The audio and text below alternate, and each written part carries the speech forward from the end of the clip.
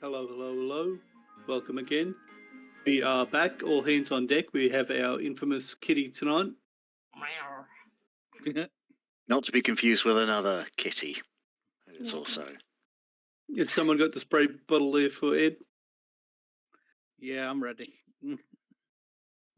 Anyway, last week we had some shopping and fairground entertainment competition sort of adventures going on. Pretty light-hearted, bit of information gathering. Would anyone like to recap specifics for a bardic inspiration to start the session off? No. Well, Vanny's a no. She wasn't even here for it. No, I was not. I was getting pictures of my eyes taken. Mr. Nord. My memory is sharp, mostly. Okay. I was going to say, Nord was pretty hungover. He was. He was not in the best con.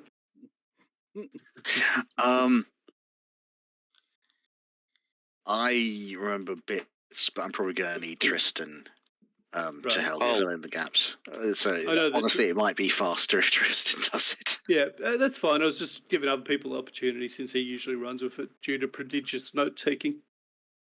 Yeah. I like to be a fair and generous DM. Mr. Varis, if you please. Okie dokie. We discussed our plans for the shopping trip. Colin wanted to enter the race. Colin wanted to try and enter the race on the Steel Defender's back, which we haven't quite resolved yet. And go looking for Oleg and Jack/Kitty. Golda went to get some half plate, which he got. Okay. Tanya went looking for materials, which was a silence spell, I think. She also got the materials from the blacksmith. Yeah. Physical materials. The silence spell was kind of lucky. I did not expect to find that, but I did. Varis went looking for a carpenter and uniquely found one in a weird way. Jadis was missing for the episode, so she was just checking costumes and whatnot. That's right, I'll learn what Jadis did in a second. Millie went looking and didn't really find much. Colin managed to get like 800 gold by selling half of the scorpion bits. He did so. Selling scorpion stingers is quite a prolific trade. Oh lucrative, yeah, I think is the word. Yeah. Yeah, lucrative. Yeah. Right time, right place, etc. Yeah. We looked at the events which are going to happen. Is the Grand Melee starts the next day, because we got halfway through a day. The endurance race is the day after that. There is a rodeo. The bake-off was won by our very own Colin, because Colin is part of the Bakers Guild, aka the Solsgate Thieves Guild.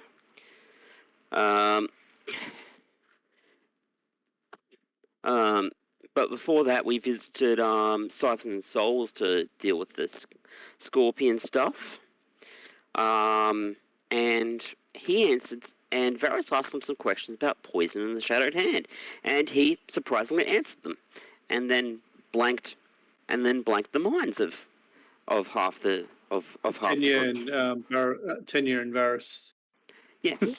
The two shadier guys were fine. Yes. Yeah, but I was sat there just going, what are you doing? Oh, hey, we got information, and we remember that we're supposed to meet in the pub later to try and deal with the Shattered Hand or something. His name is Singe, by the way. Yeah. At this point, they talked about entering the Grand Melee, and Varis was the only one who enthusiastically said no, because he thought that it would be bad because he's already planning one funeral. He didn't want to have to cause his uncle to cause another one. And of course, Tony said, "Oh, he's just afraid to break a nail." And Varis stormed off with that. Yeah, he got a bit. Which is completely in character. And it was completely in character of Tanya to both piss him sides. off as Yeah, well. true. It was bloody well done. It was, yeah. He actually put tears in the voice when he did it. Yeah. They then went to get Gold at his armor, and they went to have a look at a tailor who turned out to be a crownsman, name of G. Kaplan. It's funny that how people popping up. Varis disappeared and this tailor appeared. It was a bit funny that. Varis went and blew some shit up and met a gardener, a Blunthorn gardener. While that was going on, Colwyn won his bakery competition with the strawberry surprise, and Golda went into an arm wrestling competition and broke an arm of someone else, and they both won 100 gold for their troubles, and hence the name of last episode, Breaking Arms and Baking Cakes. Yes, because we did both, and I think I still owe Colwyn some gold for that, for my armor. I can have a look. Oh, I believe you may have already paid it off. No, you paid part of it off. I've paid him 100 back with me arm wrestling. Yeah. Oh, yeah. I am about 30 odd gold or Yeah, something like that. we're not going to worry too much about that. Yeah. I'll give it in when I've got it. Yeah. As far as entering the Grand Melee, the Singe, the alchemist who told us about the Shattered Hand, he actually said, "Okay, if you don't want to enter as you, I will supply some spells to hide your identity, and you can still enter it for a percentage of your win." But as I said, that's not why Varis said no to it. So yeah, that's where we left off. If no one has anything else to add. I think there was also about the Grand Melee a discussion about maybe not hiding our identities, just to actually willingly get attention to ourselves. Well, yeah, but it was a case concern about the identity was from Colwyn. Yeah, and his affiliation with the All Trade. But to be fair, Golda wants to be seen. He doesn't want his identity hidden, but everybody else can do if they want. Golda completely understands that people have other things and stuff to do, so he doesn't care. He wants Oleg in front of him so he can smack him one. Anyway, moving on for the last bit. Jadis woke up sometime after everybody left. First thing she did was gather all of the dancers and the bards around, got their costumes out, and they went over them with a fine eye, checking for any wear, tear, before getting everything tucked away safely, got into their practice kit, went up to the stage, and went through several hours of choreography and practice. Would you like to make me several D20 rolls for me, Vinny? All at once or performance? Yeah, one at a time. Performance. Should I just use my performance thing? Well, yeah, whatever it was that you've got the bonus to from your previous practice. Yeah, I've got advantage on performance rolls. Cool. At the moment, that is currently nullified by the lack of 2 people. Oh, right, okay. Loss of 2 people. So I don't have... Right, okay, so I just roll performance. Mm-hmm. Yeah, that lack of 2 people is not helping. Everything goes okay, but it's not the stellar performances you have been doing. You are feeling that lack of 2 people there a little bit. The positioning, the rearranging of people, it hasn't helped so much. Got to remember Get you roll another one for. Can we? get you to roll another performance check. There you go. That's even worse. Really not used to the stage, are you? And final, third one. DC slightly harder due to the low performance there. Absolutely nail it. You finally get everyone in their new positions. And instead of shifting around and getting out of position due to, I'm meant to be nearer that. No, you're not.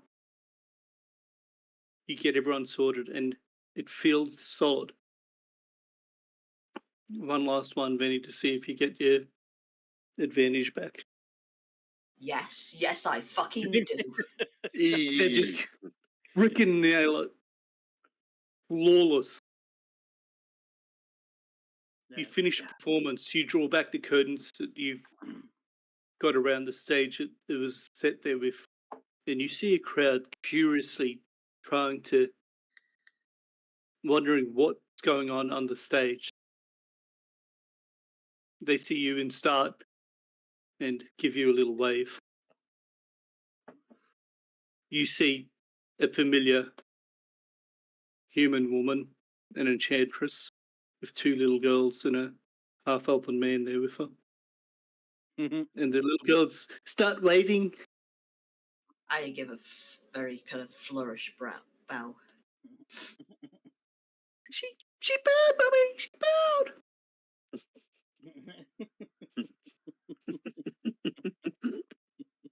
Aww. Leafra smiles, nods at you. Come along, girls. Let's go down to have a look at the games and whatnot. I want to ride on one of the cows. You hear as they fade away into the distance. Daisy comes up to you and goes,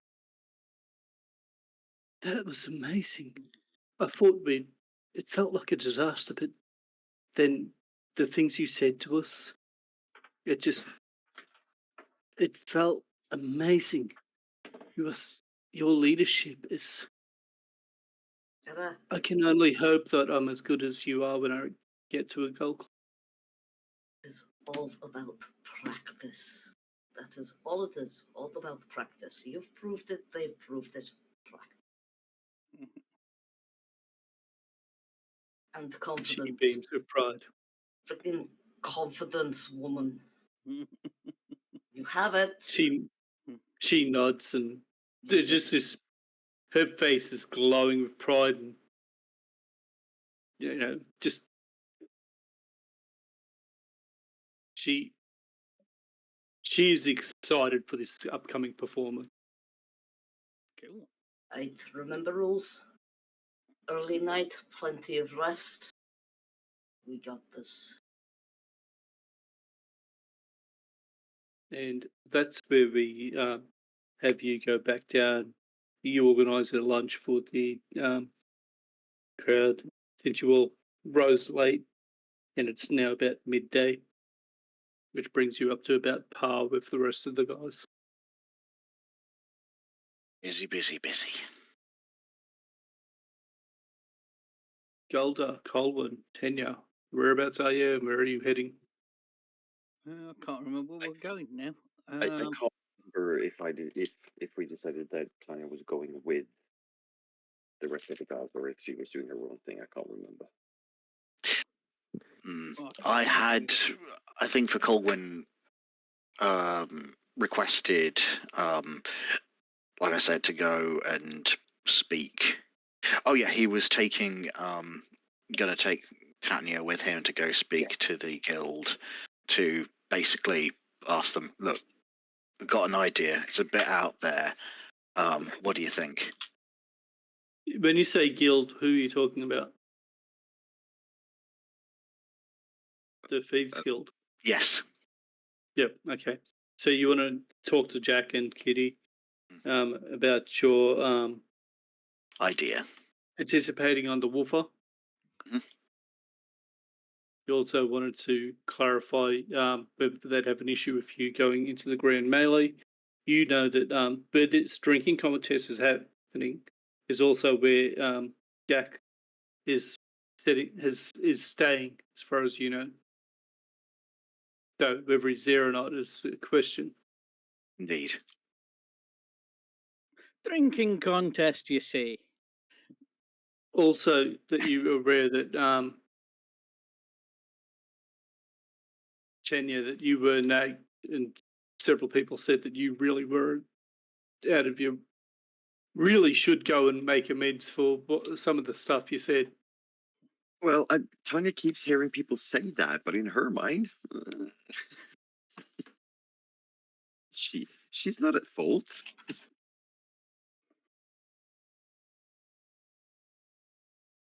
Fair enough.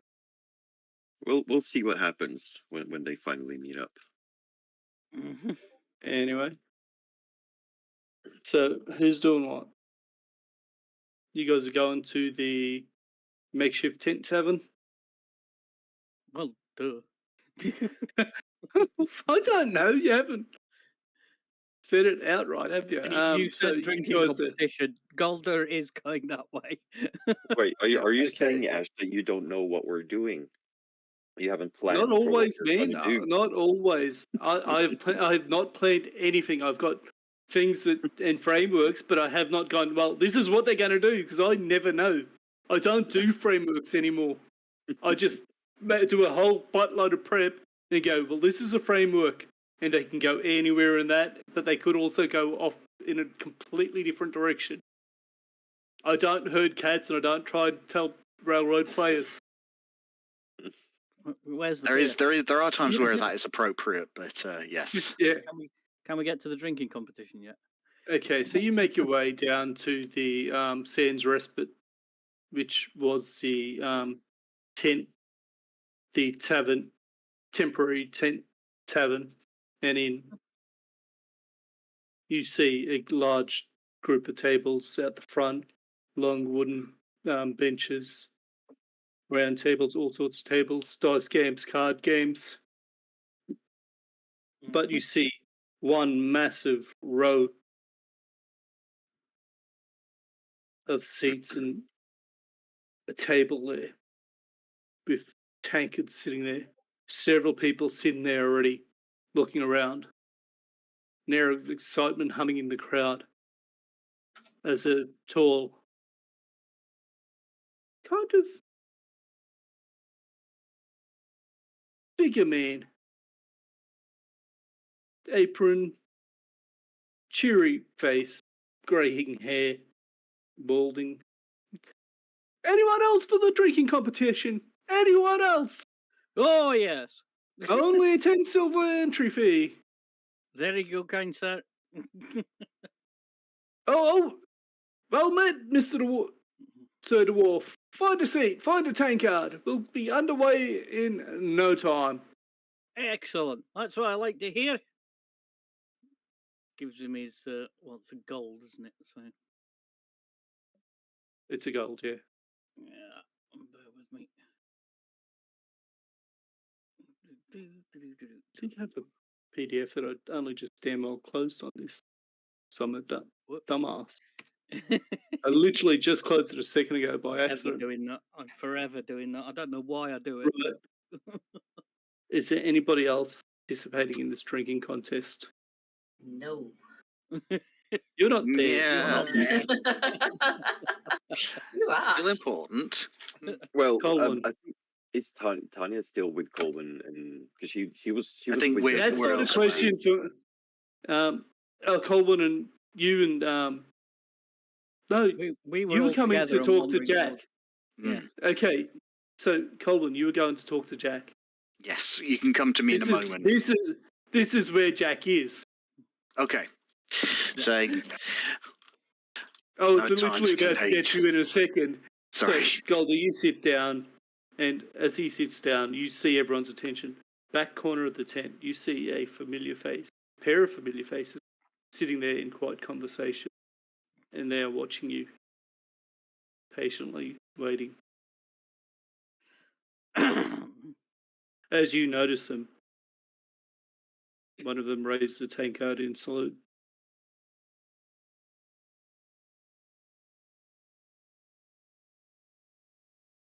Golda. First round of drinking competition starts. All right, Hey. ladies and gentlemen, tip those mugs. Let's see how you go. I'll need a constitution save for you to stay in the competition. 16. Fine, you're fine. Let's me do a few rolls here to see how the other 7 contestants go.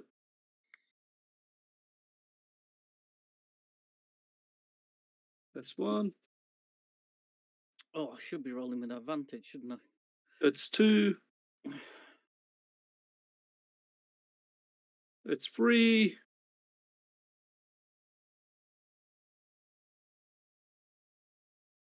That's 4 that are passed. God, I'm rolling well today.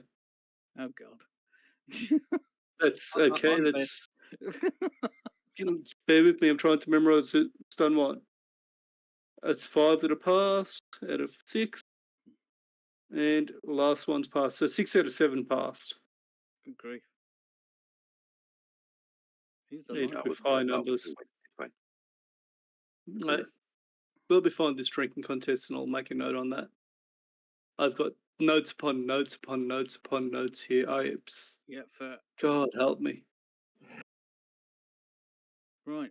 Are we round 2, Ash? No. Just let me make a note here, man.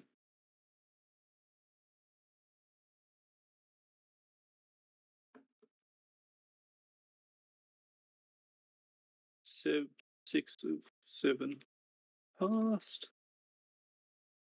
Golda. Passed. Right, so round 2. So before that, back to my question: was I with the guys or not? Were you with the guys or not? I don't know that answer. Were you? Because I believe Up I was until the with point, them. up until the point where you left, you were. Yes. Did Yeah. you go with them from the tailor to there?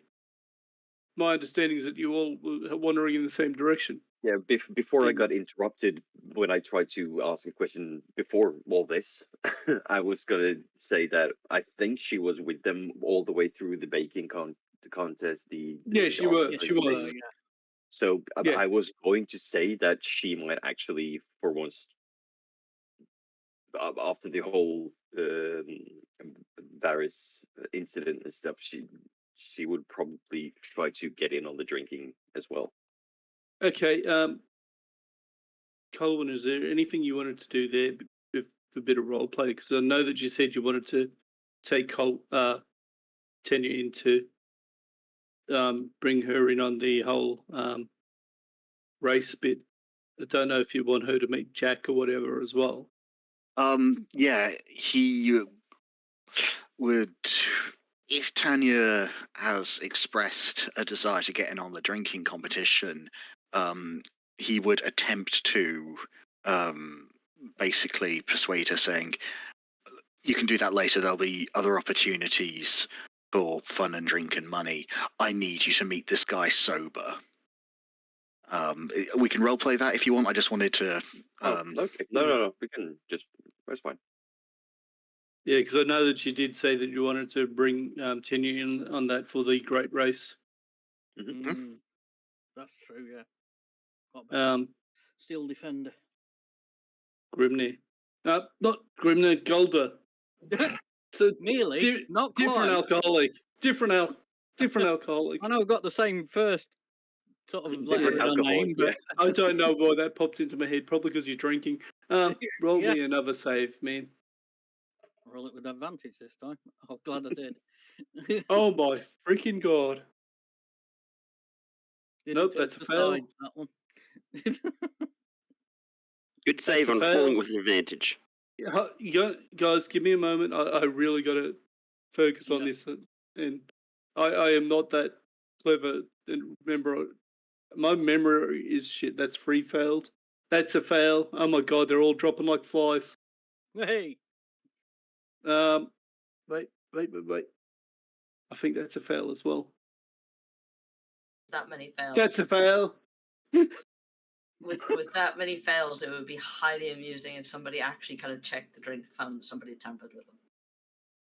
And the only It reason wasn't why, me. and the only reason why Golder actually passed is because Oh my god, that's a critical fail. he's So they sort of it comes straight back out, Golder sat and there. that is a fail. Clears the competition on round 2, and everyone looks absolutely What's wrong with you horrible. all? Too early in the day for you. The innkeeper looks shocked as all of these humans, halflings, and whatnot start projectile vomiting, spraying the liquid back out. One got projectile vomits. He got a crit 1. Nat 1. We've got a 3. We've got a 4. We've got another 3 and another 1. I rolled horribly all of a sudden. Does Golder have to do There's make one a that dex managed. saving throw? Can I? Sorry, what? Say what you're going to say. No, I'm just asking if Golder has to do a dex saving throw to avoid the projectile vomiting. No, Good because point. it's all the one. No, it's all the one bench facing it onto the table. Okay, So he's yeah. adjacent to them, unless they turn to look at him. I, And the guy's projectile vomiting are at the other end of the table. I would still say that the judge would probably kind of check the tankers to see if there's anything kind of tampering, because, as I said, Golder's immune to poisons. Can I Yeah, just I've lost my train of thought completely now. Apologies. I won. It wasn't just you, it was everybody. Sorry. Right. So the innkeeper he just looks shocked. Goes to the same tanker. Pours a thing. Lifts it to his nose. Sniffs it.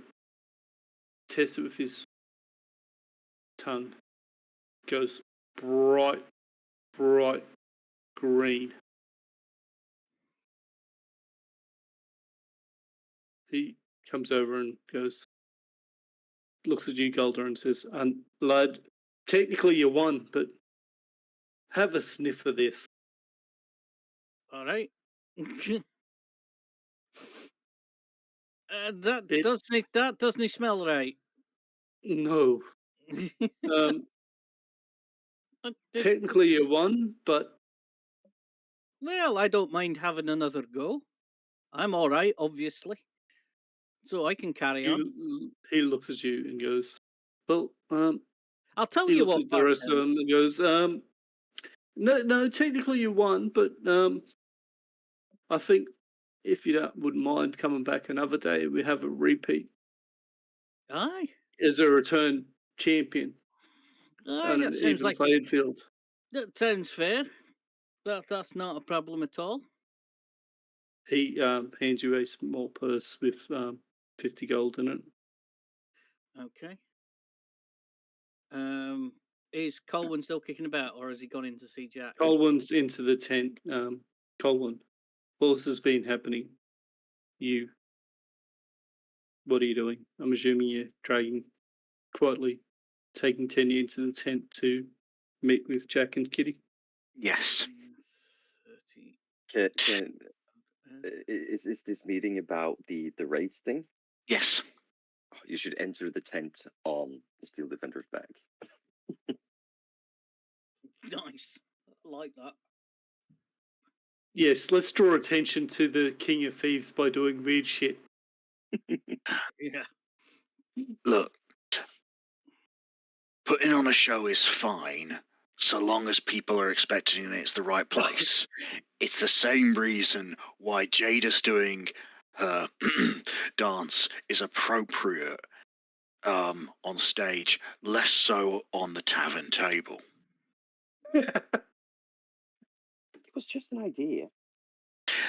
He pats her on the back and says, I know, and I know what you're going for, but in times like this, it's best to play it by ear, savvy? Savvy. Love it. Okay, now, Jack and Kitty are bigwigs. I expect you'll be on your best behaviour, but I'll tee you up, so that way you get to sell it on your own terms and with your own words. I won't step on your toes. I just want to make sure that they get the best impression of you. We want to get them on side. You happy with that? I got this. Atta girl. Tanya, as you're brought up to the table, you see two figures that there's a similarness to them, and you suspect they're probably twins or related in some way. He's tall, dark, handsome, sharp. Oh, I can't remember what eye color I gave him. Brown eyes, penetrating, intelligent.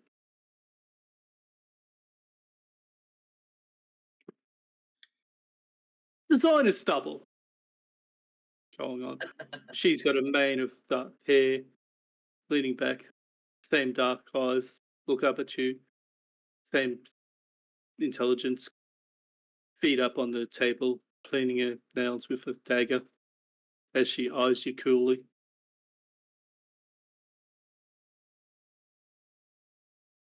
Afternoon, boss. Mr. Mundus? Less of the Mr. Mundus, please. Mr. Mundus was my father. Fair enough, Colwyn. So do you bring me good news, sir? Well, Do we've you made bring me good news, Colwyn?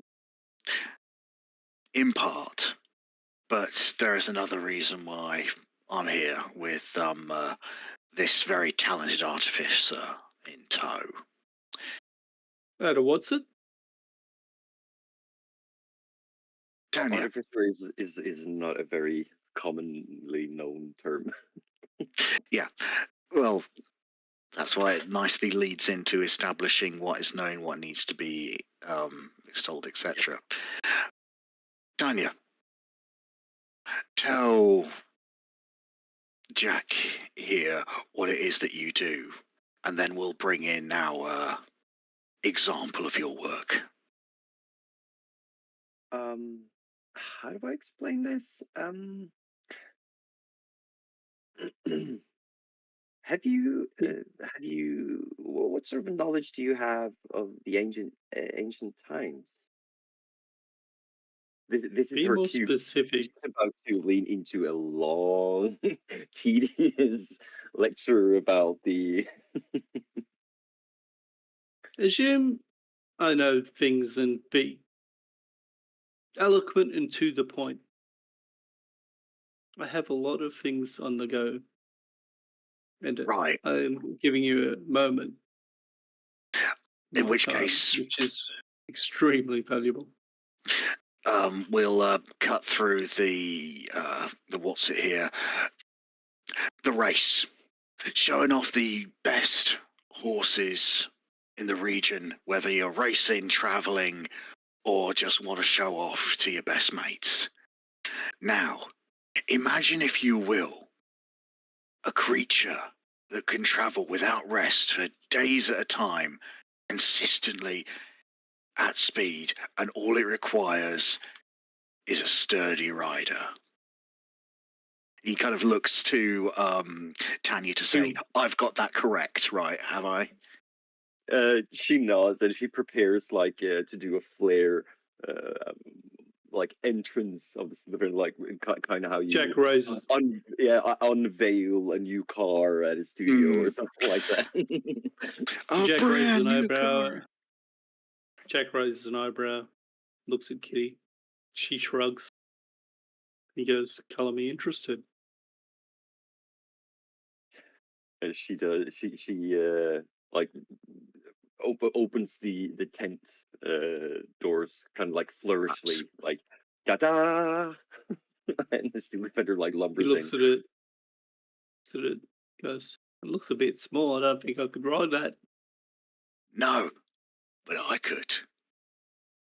And think about being able to make something sort of scaled up. His eyes brighten as he looks at you, thinks a moment. Fit a child as well. Probably increase, buddy, the speed through the underground network. Colwyn's nodding. Immensely. A world of possibilities. And this is just a sample of what my dear associate Tanya is capable of producing. Oh, you should see what she At this can get point, access to. Kitty leans forward and goes, actions talk, bullshit walks. He kind of looks at her and says, Kitty, I am offended. You think I would come in here with just a simple mechanical marvel and not have a plan to enrich all of those Colwyn, who are involved? Colwyn, at what point have I ever been interested in fancy words? Oh, she smiles quietly and goes, well, not when business is involved anyway.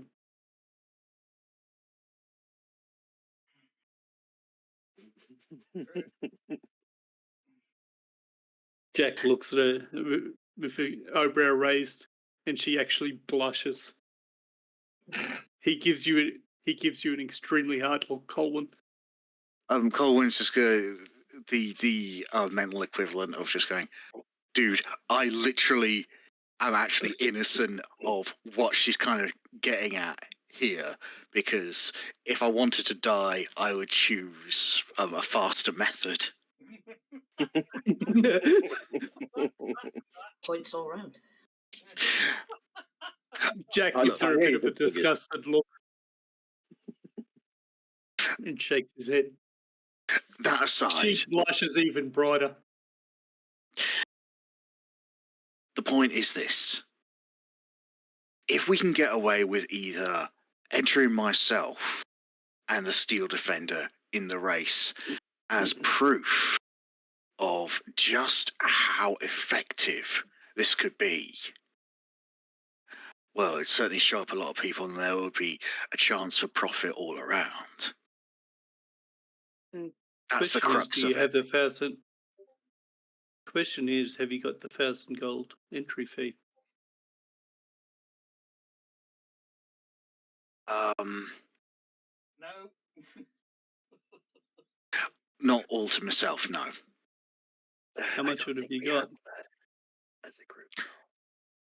2 seconds. You've got at least half And of it. Yeah. the question half. is, can you win?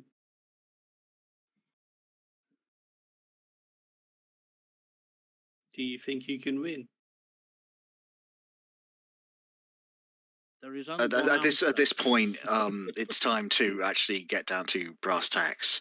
He's going to ask, say, basically, how long is the actual racetrack, and how long would it take a horse to cross it on average? And then ask Tanya, okay, how fast can the Steel Defender go consistently? Well, the race starts in 2 days, and it finishes 3 days later. So first day, second day, third day, fourth day finish. Tanya tells that, like, well, my puppy here has slightly shorter legs than horses, but he can go full speed the whole way through and not have to take a rest at all. As long as Colwyn ties himself to the Steel Defender, he can just kind of carry on, sleep on the run. He can sleep on the run.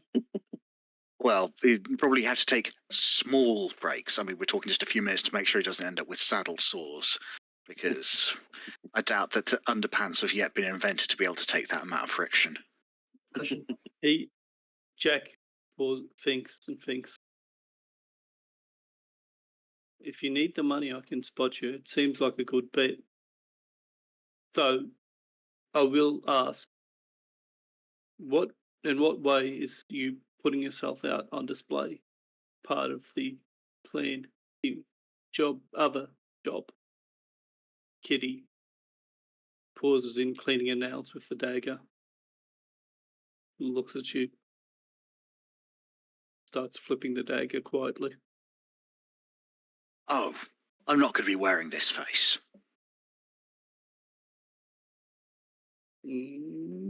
Okay. As for what it's going to be, as you give will. us in terms of getting where we need to do. You both appreciate that the job that I've been given is a complicated one that will take time, and we do have things in place for that. I'm not just coming in here with flights of fancy to fuck around.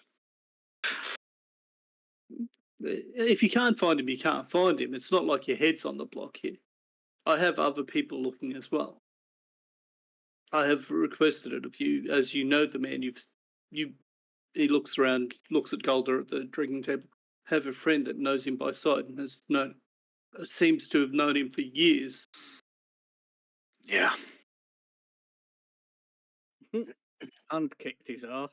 And then some. Yeah. At this point, Golder is actually walking over. Mm-hmm. Hey, Big G. Oh, Colwyn, hi. Well, it turns out somebody put something dodgy in the ale. Didn't affect me, but here you go. Here's the 38 gold that I loaned off you. There you go, fella. Jack nods and goes, "Good man that honours his debts." Always. Dwarf of my word, Now, you know.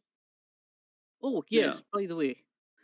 A bit of progress. We reckon we might be able to smoke the little bugger out. We'll get to that in a second. I'll just have some business we're discussing here. Yeah. So you believe that you could win this race? Well, you go find out how much you've got and how much you need, and come back to me. I'm happy to. If you've got 500 gold, I can match that 500 gold, as long as you understand that 50% of the profit will be mine. Our character, what is the potential winnings? 10,000 gold. Mm-hmm. Yeah, 10 times what you put in, basically. Just a quick question out of character to Ed. The plan about introducing the Steel Defender in this race, was that to raise the interest in getting Steel Defenders produced for the guild, for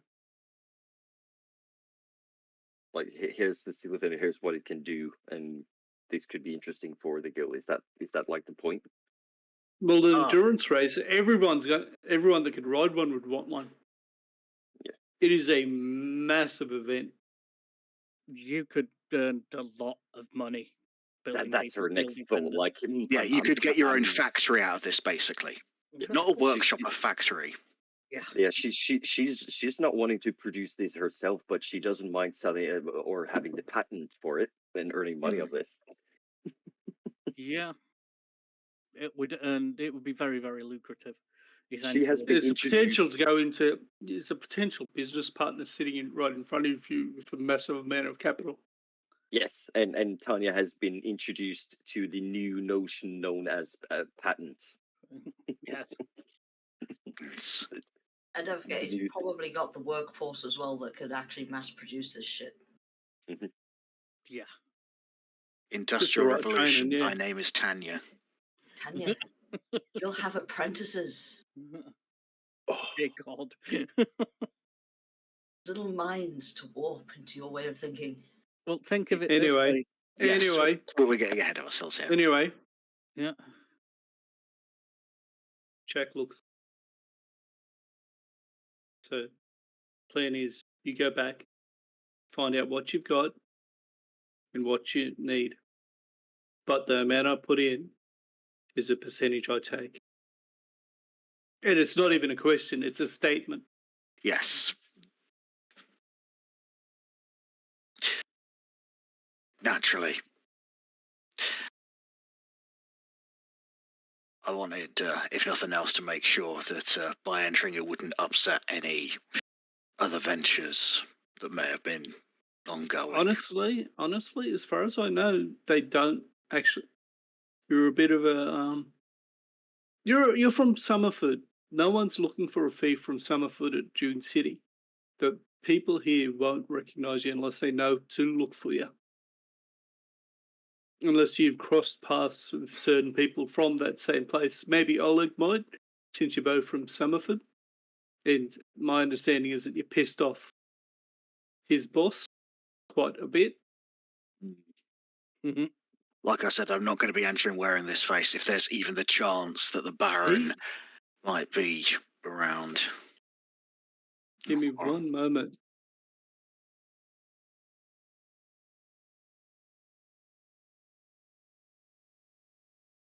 Jack nods and whatever. Kitty, however, leans forward and goes, "Well, there's a ford, Jack. Maybe we do a spot of fishing with our good friend here. If the Baron and Oleg are here, and they've got, a hankering for killing our good man here, maybe dangle him a bit and see if we can lure him out." We'd come to the same conclusion. Jack looks at you and goes, thinks, shakes his head. That'd be entirely his call. I won't put any man's life at risk that isn't happy to take the risk himself. I'm taking the risk too. Oleg bloody hates me, and he's gonna try and do me in at the first opportunity he gets. Mainly because I kicked his ass and kicked him off the ship. But partly because, I just couldn't like the man. Little bugger. Minds, we've got a death warrant out on him at the moment, but I've asked certain people to hold off from actually killing him because I understand certain parties want to question Oleg at length. Just as long as it's delayed, he looks as at long you as and it's goes, a delayed death sentence, we're fine with that. Kitty leans forward, goes, "Few me, you will not long survive our meeting. And you cannot imagine what I will do to pull answers from that man." I can imagine, I just don't want to imagine. But we are happy in Clan Darkfist that he has lost the name Darkfist, and Oleg, as I say, has a death sentence from us. If I could confirm his death, that would be all that is necessary from me. What would you require? His beard, his head? Well, The hand is tradition. Well, aye. He's yeah, I'm sure you could confirm. He's got a tattoo which has got crossed through. Cut that off and let me have a look. If it's the right tattoo, fine. I'll happily skin this tattoo off him. Aye, I'll do nicely. And she gives you the coldest smile. And it is a little bit scary. He's used to this stuff. He just says, "Aye, that's I'm hoping to hear the screams from wherever I am in Dune City, if I'm being honest, but I'm not sure he'll be able to. Anyway, and because this particular guild isn't in on certain conversations that happened, and I lower my voice and just say, I really do need a quick little thing here. Both of you. Jack looks around and goes, maybe not here. We'll move to somewhere a bit more private in a moment. Looks at Colin and goes, as long as you are willing to do it. I don't like dangling any man for bait. Hopefully, sharks swimming. With the plan that Golda's got, again, it won't be my face. I'm most effective where I can strike from shadow, not in your face like a orc's cock. I wouldn't say that to any orc. Across the room, you hear a, "Oi, what was that?" And turning around, you see a giant, dark green orc looking at you and going, Did I hear something over there? Yeah, I said you wouldn't want it in your face like a smelly sock. Oh, That's not what you okay, said. that's all right then. That's not what you said. You said. Shut the fuck up. Orc actually stands up and comes over. He looks at Tanya and goes, sorry, what did he say? Jack and Kitty are both extremely pale at this point, looking at this Tanya, individual towering up to the point where he's almost at the top of the tent. Making every single kind of non-verbal signal. Just sit down, shut the fuck up, please. Let's just roll a perception here to see if he notices you waving your hands around. That'll be an 18. He reaches out, grabs your hand for him gently, but to you, it is painful and rushing, though it does no damage to you. Yeah, deeply uncomfortable. Here now, lad, let the lady talk. It was something about a clock, wasn't it? A clock? What's... Well, I work with gears and springs and gadgets.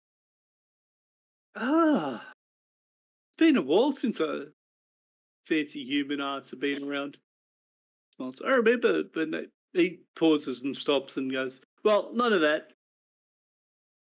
Wait, He you remember? holds out his hand and The orcs are he holds it out his outraged. hands. I am Camu. Camu. How Camu.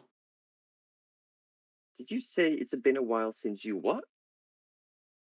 Well, it's been a few a generation or so since Phoenix Fall. And you said remember. Smiles. I've said too much, sorry. His face goes a darker shade of green, and he says softly, I've said too much.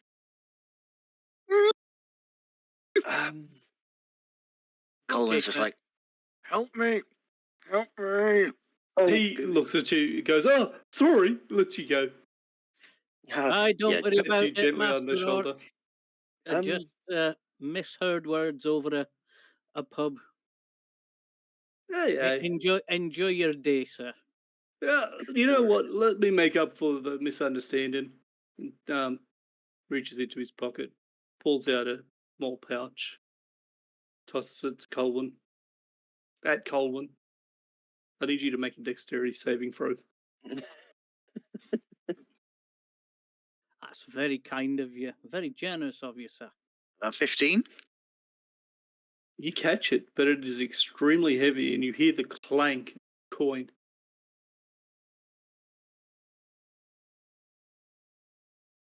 Surely and he tossed it almost negligently at you.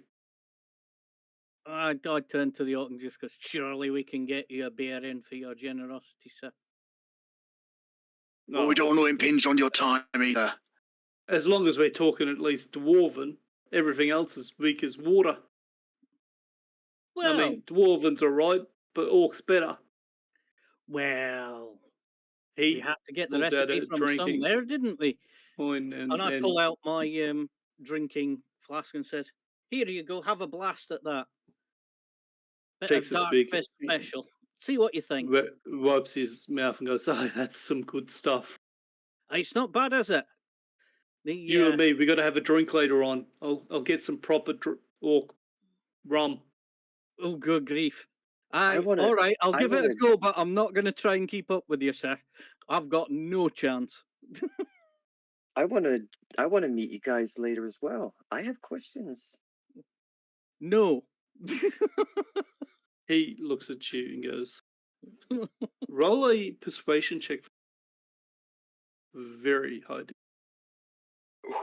Who's persuading? Tenya. Right. Here's where my charisma is going to fail me. Mm-hmm. Them's the breaks. 2 Oh, minus 1. Oh, He looks at you and pats you gently on the head.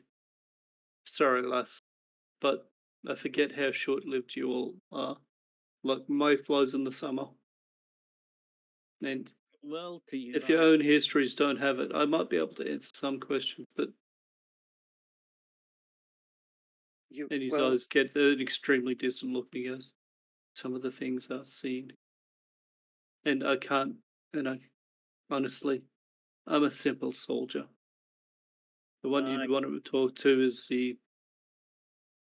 is blah blah blah blah. Da, da, da. Where is it? Hakunalane, the trade master. What a wonderful strong master. phrase. Huh. Well, if we're gonna meet up with you guys for drinks later, will this person be there as well? Hakunalane? No, she's a representative to the summit for the orcs. Oh, right. I can try to organise a meeting for you if you'd like. Well, if it's of interest to her, I mean, my almost all my life has been poured into studying this, and I have this. She shows her rifle, which I made from my studies. I have that, and she points at the steel defender, which I made from my studies. I'm very, very much interested to learn more. He smiles and goes, pats a dog. The steel defender on the head almost knocks it off its feet. I remember these. I remember these when the humans, when your kind first started tinkering. You've made good grounds, lass. Believe in yourself. Sorry, I don't mean to. I've interrupted far too much anyway. It's been very good talking to you, sir. I didn't mean to intimidate. I know we orcs can be opposing when you have not met one of us before. We actually have. Turns to go, pauses, looks at you. You have? I are a very amazing gentleman indeed. Coloured red. We were very polite. Hell of a dancer. Hell of a His dancer. only reaction is that he blinks. Hey? You would be at that, and smiles. Splendid fellow. I liked him. Nods. What was his name again? Gravely. Goo. Coo. Yeah. At least that's the name that he gave. That's the name that he gave us. Aye. Coo the I know that Wanderer. he's known by another name elsewhere, but he was a very lovely gentleman. Helped us out in a pinch, and at this point, he's just watching you and nodding gravely, not saying anything, just a very grave expression on his face and nodding. He actually gives you a slight bow and says, "Just take my leave." Bid you day. And as he turns away, he has a slightly troubled expression on his face. I need everyone to make a perception check for me. That was there. All 3 years. Just a general thing to know. I see nothing. I'm Notice. concentrating on other things. Yep, I'll get you in a second, Tenya. 19. And Colwyn. Tenya, 16. Colwyn. It's a random thing, but you realise after a moment that even though you can understand him, he's not actually speaking common. You've never heard this language before, but you can understand what he is intending and what he means to say perfectly, but you don't know the language. And you hear it as common, but there's a slight underlying thing where you realise that even though that's what you're hearing, it's not what he's saying. And you really have to focus to notice it. I'm completely oblivious.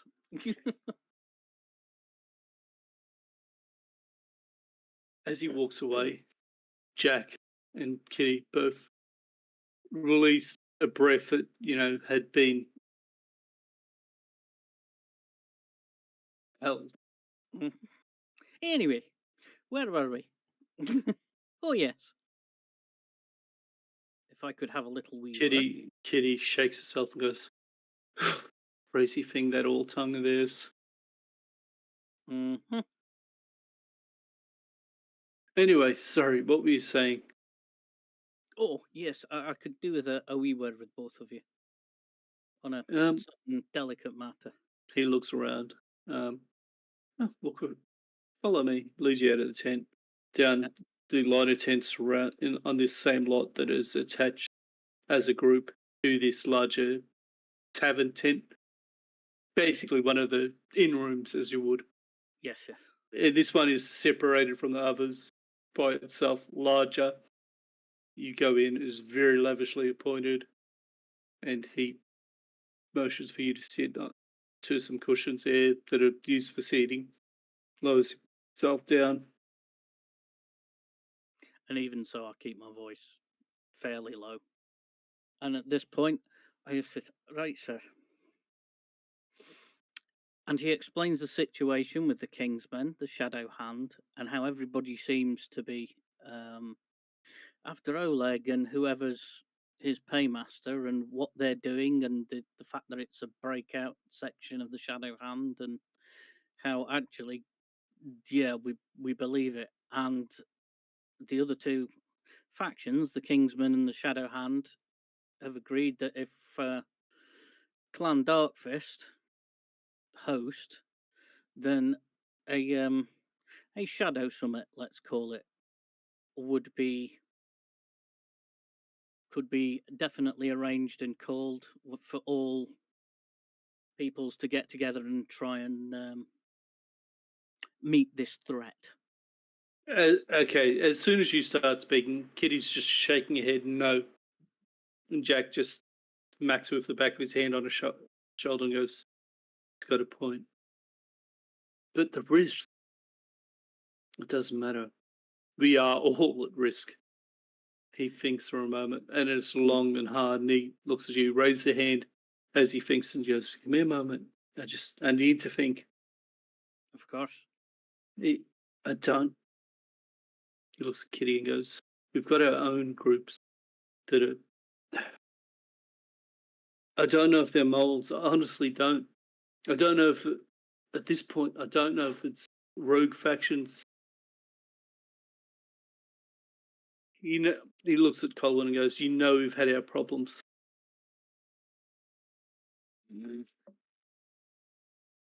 I mean, who the frick told Oleg about the caravan in the first place? It was one of our best kept secrets.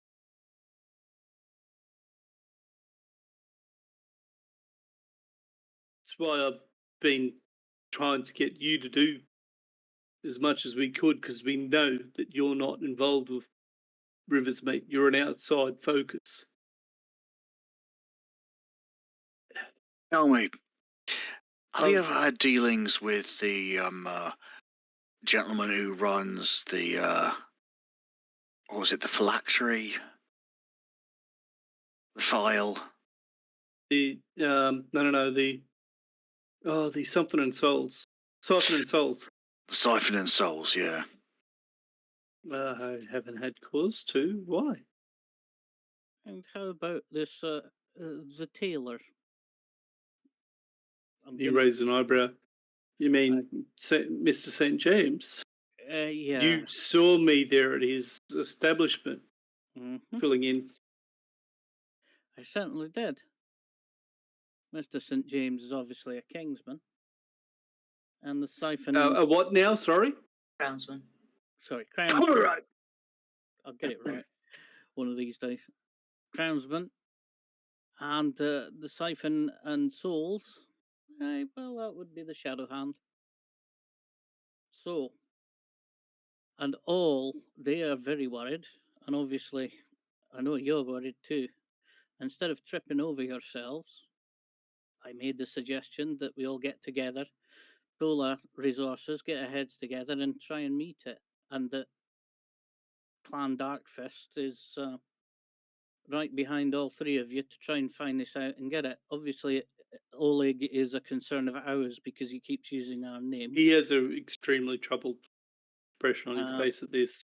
But Kitty is just expression is dark and she's still shaking her head. And the thing is he looks at her and goes, "Sorry." Kitty has got dark expression on her face, shaking her head, and he looks at her and goes, "We can't just let things keep going as they are. How many people how many of our own guild have tried to kill us this last week alone?" And she looks extremely troubled as he says, looking at you both, all three of you, expression darker, and goes, "Can't say that in front of them, Jack."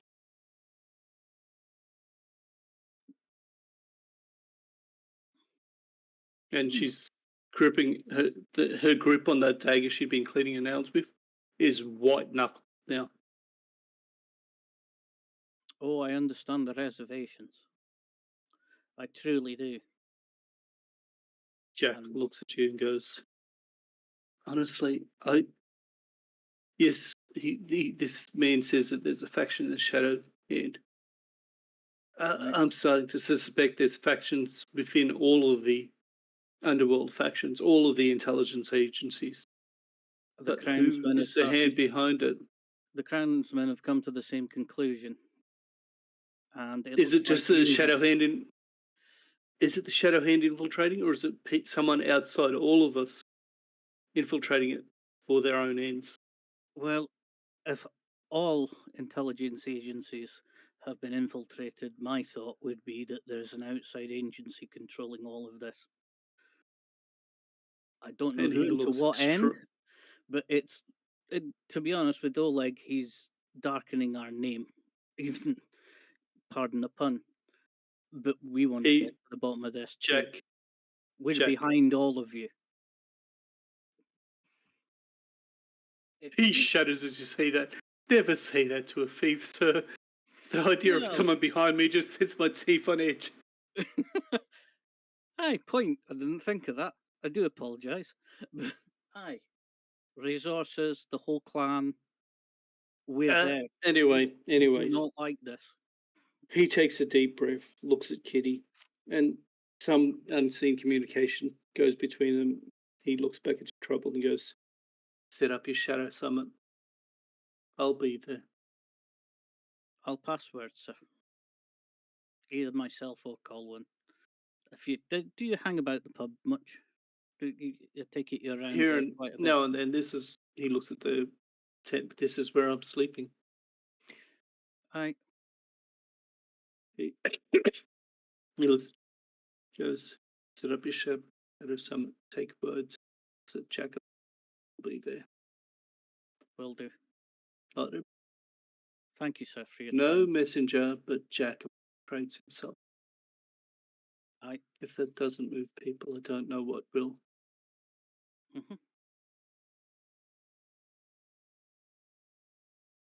I'll talk to the others and get it arranged. Nods. Colwyn goes, "Well, you all have things to get to, and I have to come up with a creative disguise that they won't see." That is very creative, seeing as I'm not talking.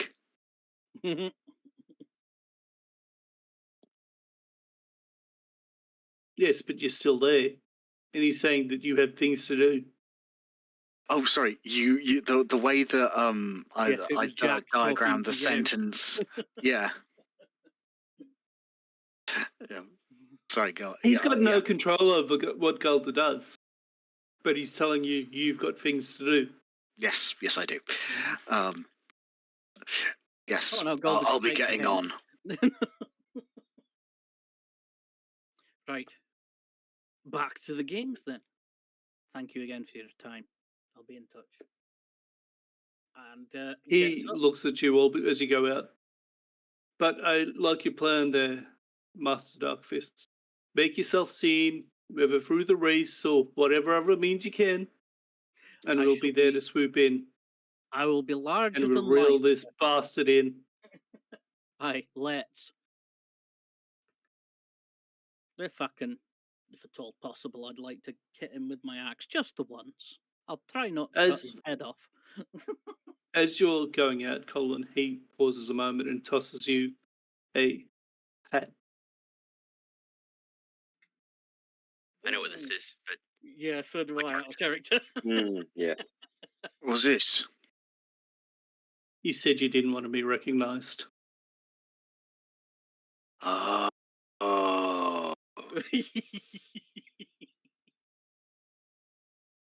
It is a hat of disguise for your edification, but yeah. They're awesome. Quick question: is there a way, you know how you go through the different like pages on Discord? Is there a way to hide away, like when the webcam, because Tristan's webcam like pops up as? Yeah, I've already done it. Just right click on him and deactivate camera. Okay, yeah, because it's flashing. It looks like someone's taking pictures. So if you go to in character voice chat, yeah, right click on his thing there, never mind. and you just disable video. Stop. He turned it off. Yeah, I do it as soon sorry, I as it didn't realise happens I was because it doing is. that. I don't know why, because the light source is constant here. Yeah, It's just having it up there is distracting. Anyway. Yeah, the video itself was not distracting. It's just the flashing was very distracting. Yeah, it keeps pulsing, like it's trying to focus in on a light level, and it's not getting it. Is what's happening. Why it's happening, I've no idea. Anyway, focus in. Let's keep going. Get another good solid half hour in, and then we'll take a break. That's exactly what I was going to say. What's Varis up to?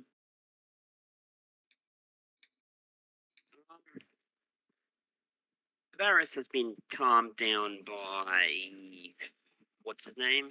Denzin. Yeah, Varis has been calmed down by Denzin, so Varis is going to go to try and find Carrick. Okay. Oh, Denzin was going with him, wasn't he? Yes, he was actually. That's right. I forgot about that. Okay, so that's where you're going. Venny, what are your plans at this point for your character? Well, if she's finished with the dance troupe and got them to sort of like kind of rest, chill, no alcohol, kind of the usual pre-dance instructions. So, she's gonna find Ellie about the weapon. So you're heading into the keep as well. Yep. So as you're heading into the keep, you see Varis off towards the back at the range talking to a short Minotaur. Short by Minotaur standards, but still 6 foot. And he is in a minute. kind of scrawny.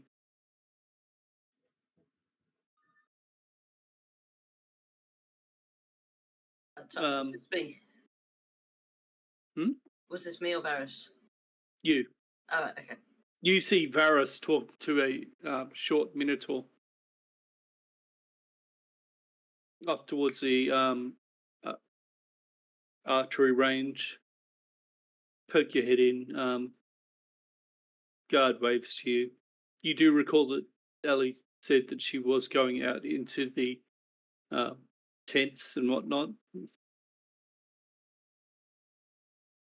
I will leave a message with the guard. Basically, kind of. Would you mind? Sorry. Would you mind letting Mistress Ellie know that I would like to speak to her regarding a commission piece? If she He raises an eyebrow. Mistress Ellie? He looks at the other guy. Is there a Mistress Ellie staying here? They murmur amongst themselves for a moment. Married to Elven Ranger, twins. Oh, Mistress Elifra Windrunner, the sorceress. That's the one. Ellie's a nickname. Yes, I'm aware.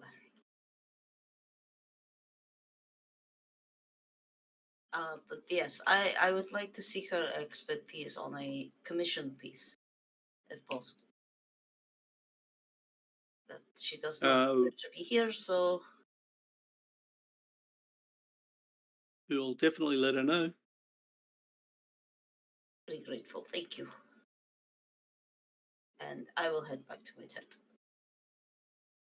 Not a problem. Varis, Yo. Minotaur boy, who I can't remember the name of at the moment. Jensen.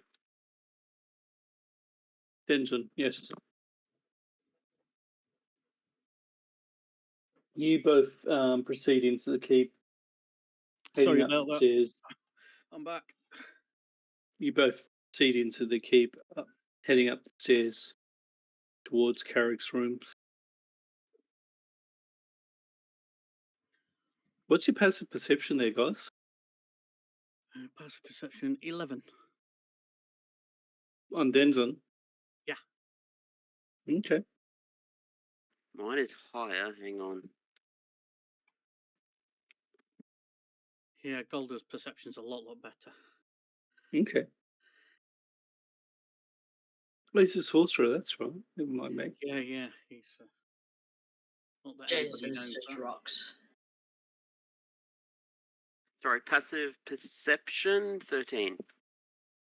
Which is why yep, okay, 13. Which is why I always, instead of asking you what it is, it's constantly like, this is what you see. Half the time, my passive perception is better than what I fucking roll. Mm-hmm. Oh, God, yeah. So you head up towards Carrick's room. Good old Varis. Out of the corner of the eye, you think you've seen a mirror for a moment, and you think you've seen your reflection. I'm echoing from someone. Yeah, you're echoing from Phil. Okay. Anyway, give me a tick. I'm gonna turn for it. Anyway, Varys, for a moment you think you see a mirror and a reflection of yourself in it, and then it just We're still kind of getting the echo. vanishes. Phil Yeah, has he's not suggested actually there, Yeah, Oh, sorry. which is why I've just lowered the volume on him, so I don't hear it. You realise it's still not a getting mirror so much an as echo? it's an opening to another floor on a stairwell as you come up to it. Sorry, what was that?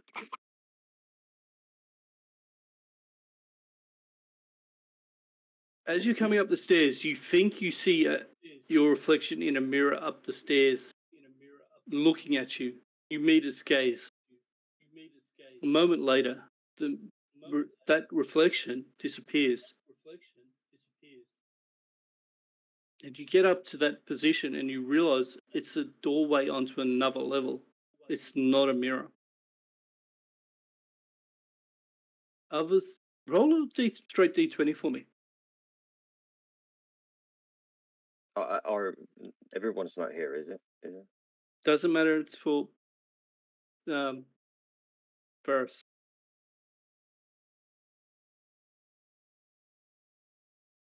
Jane.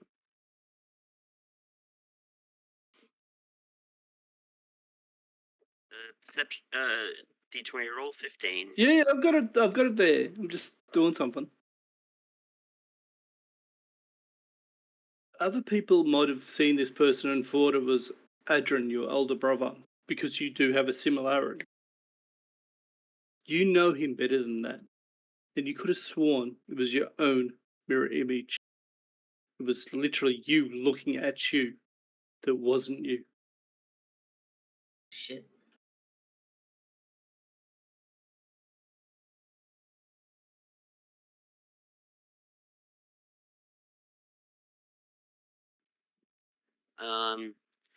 I'm going to look around on the upper level quickly to see if I can see anyone. Let's do it as a perception check. Is that both of 16. us?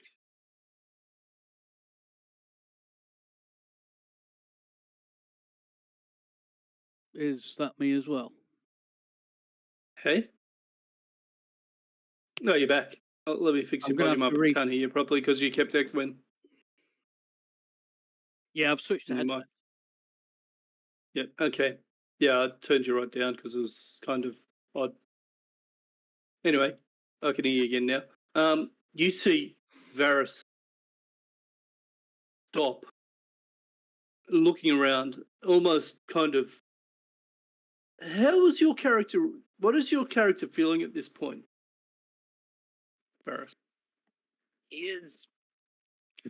It's suspicious, but he's worried that he's like giving out vibes of, hey, there's danger. So, Denson, your ability to read people, you see there's a whole change in the expression and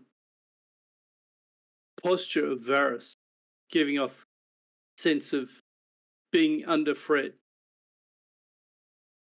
Don't know what's triggered it and what he saw, but he is looking around this one door, this floor, searching for something.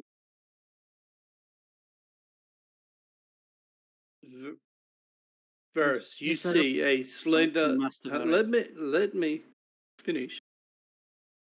Varis, you see a tall figure, barely disappearing down another corridor.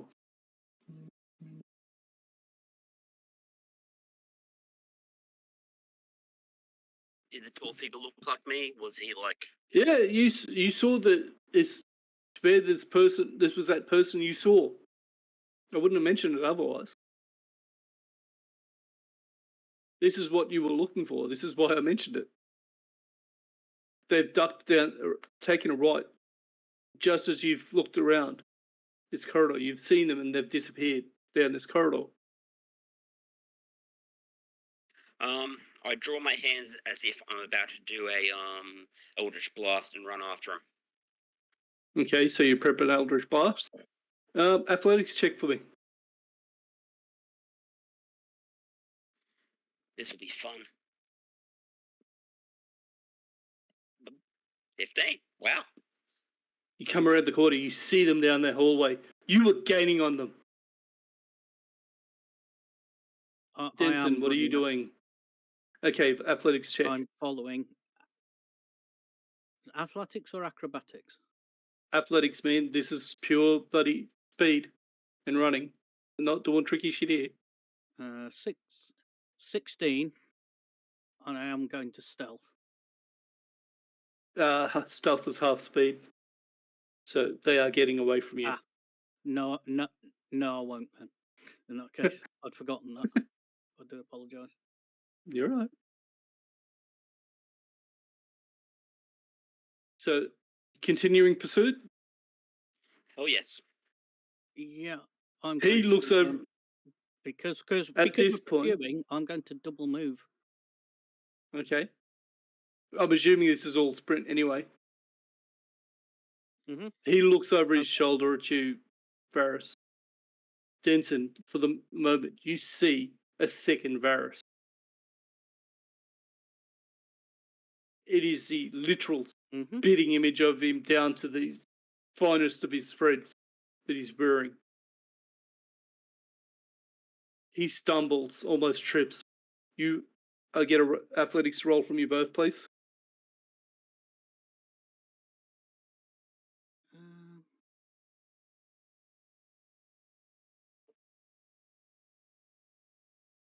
Oh, Varis is fit today. Actually.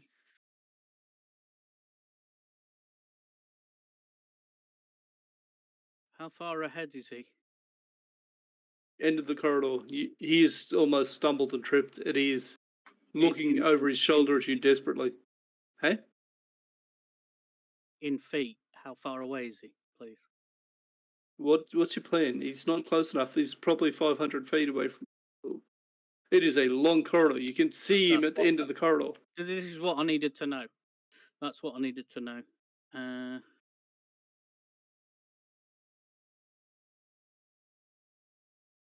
I cast haste on myself. Roll me an Like athletics double check on my top of it. speed. Yep. Roll Yeah, your athletics.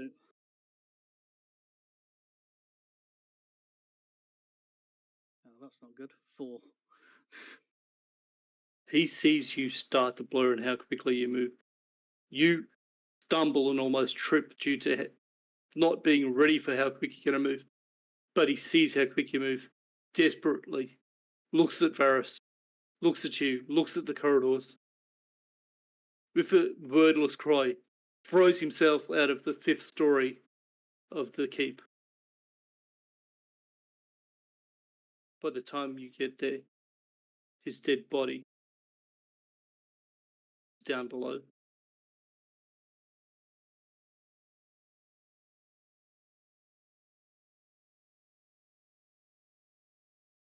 Oh shit. I'm going to guess that's more than 30 foot. Yeah.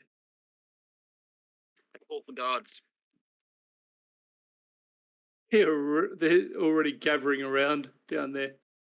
There's a sound of rushing, even from that height, of people charging over to look at see this body. Guards. They look up at the window. They see you. They see Denzen. Oi there! Come on down here! And you see some guards We're about running up to.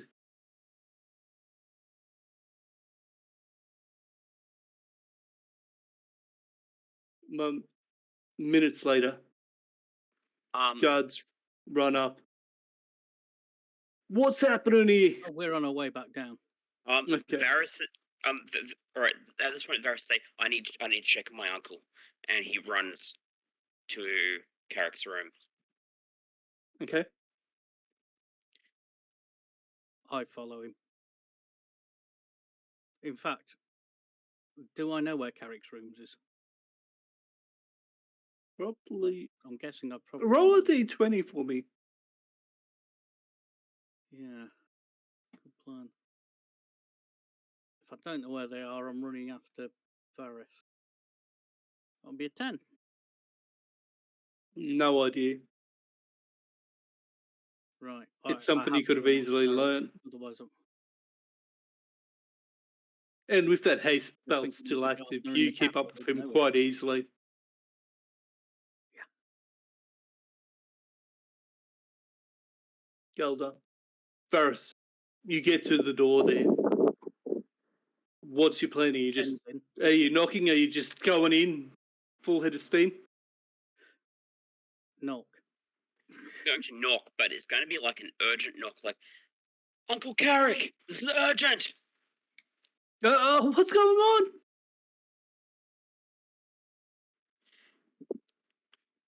Can Door we come in? opens. Your uncle's there. What's up? What's wrong, my lad? You look like you've seen a ghost. I haven't seen a ghost. And I walk I've in seen a behind him, doppelganger. and I bow at Carrick. He barely notices you. A doppelganger, lad. What do you mean? I saw me jump out a window because I saw someone who looked exactly like me, and As you were talking, 4 guards run up and roughly grab you and go, "Here now! You were told to stay put." This is more important. This is more important than someone jumping out the window.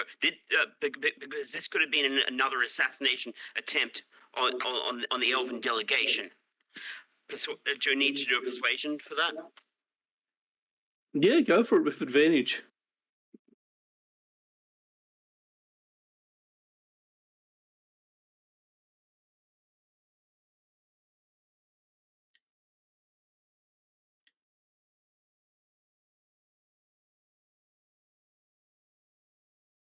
Got the same thing. You know twice. it's coming. Yeah. Yeah, Carrick same looks thing at twice. you. I'm going to use my inspiration to re-roll that. No worries, Vinny. Better. 17. He starts back, looks at Carrick and goes, "Oh, well, he seems all right." He looks at you and goes, wait, you're the dead man that we pay, bloody scraping off the pavement down below. I believe Carrick looks at you and goes, "Dead man?" He looks kind of startled, steps back and goes, "How do I know that you're Varis?"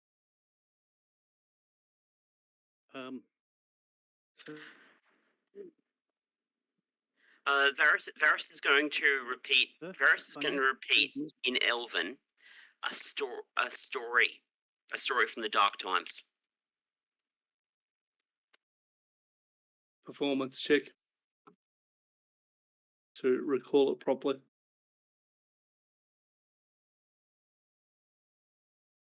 Nine. You fumble, you're nervous, concerned, but most of it's there. Can I try and roleplay this? Yeah, go for it. Do you remember in the Dark Times? Do you remember what we used to do? Do you remember what we used? Do you remember what we used to do to put? Do you remember what we used to do to the poor? Do you remember what we used to? Do you remember what we used to do to the poor? To the poor cook, Leanne? Take your breath. Do you remember what we used to do to the poor cook, Leanne? We would watch her. One member of the family would watch her every single meal she prepared. And we even, as you say this, his head hangs in shame.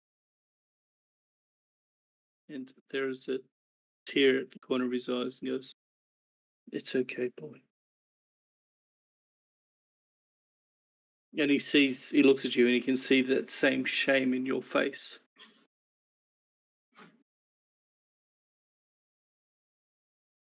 we must have scared the shit out. We must have scared the shit out of her every day, and I know we were all affected, but it was a horrible thing which we can never, ever do enough to repay her for.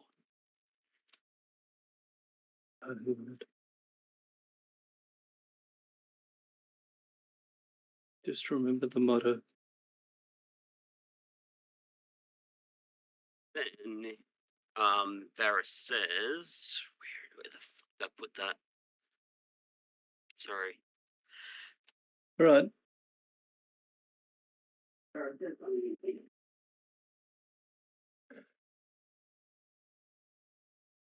And then Varis says something in Elven, and it sounds a bit like fama of opinio publica.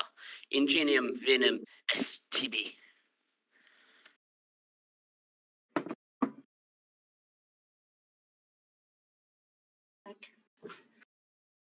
Ed Carrick leans forward and goes, "Never forget it. Birds goodbye."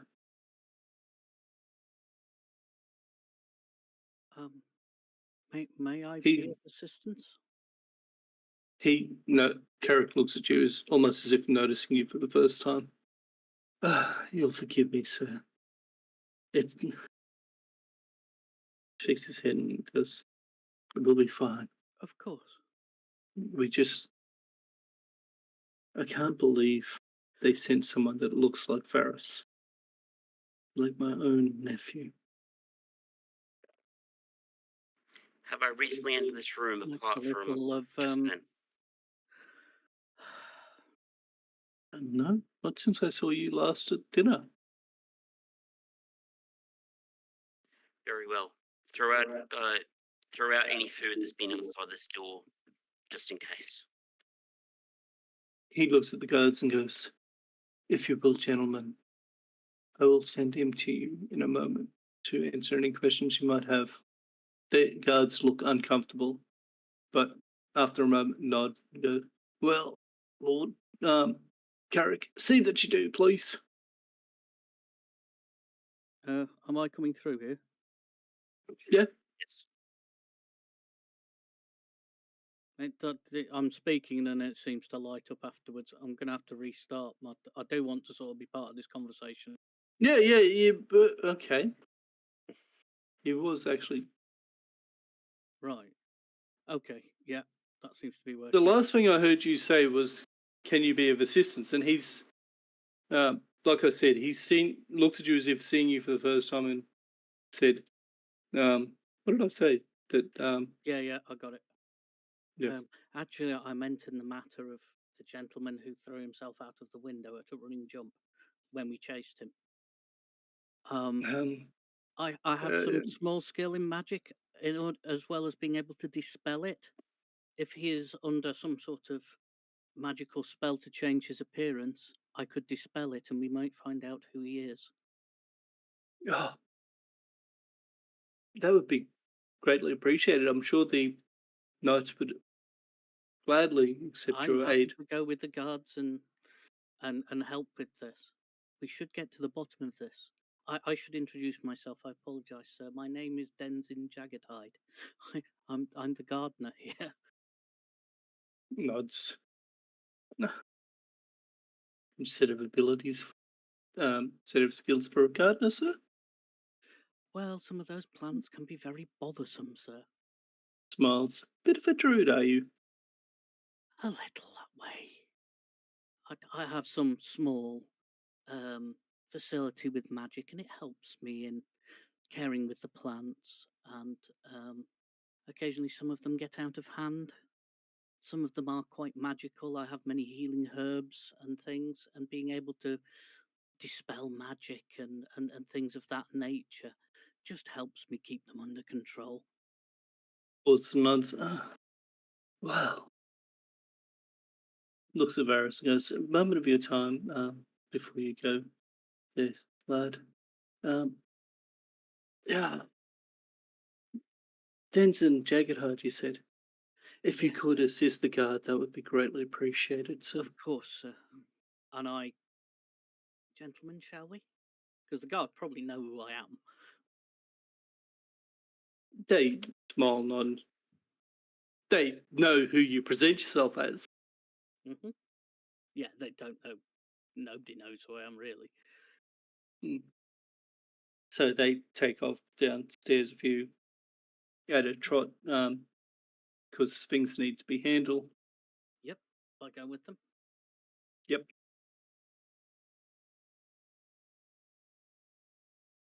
Varys, my lad. Are you okay?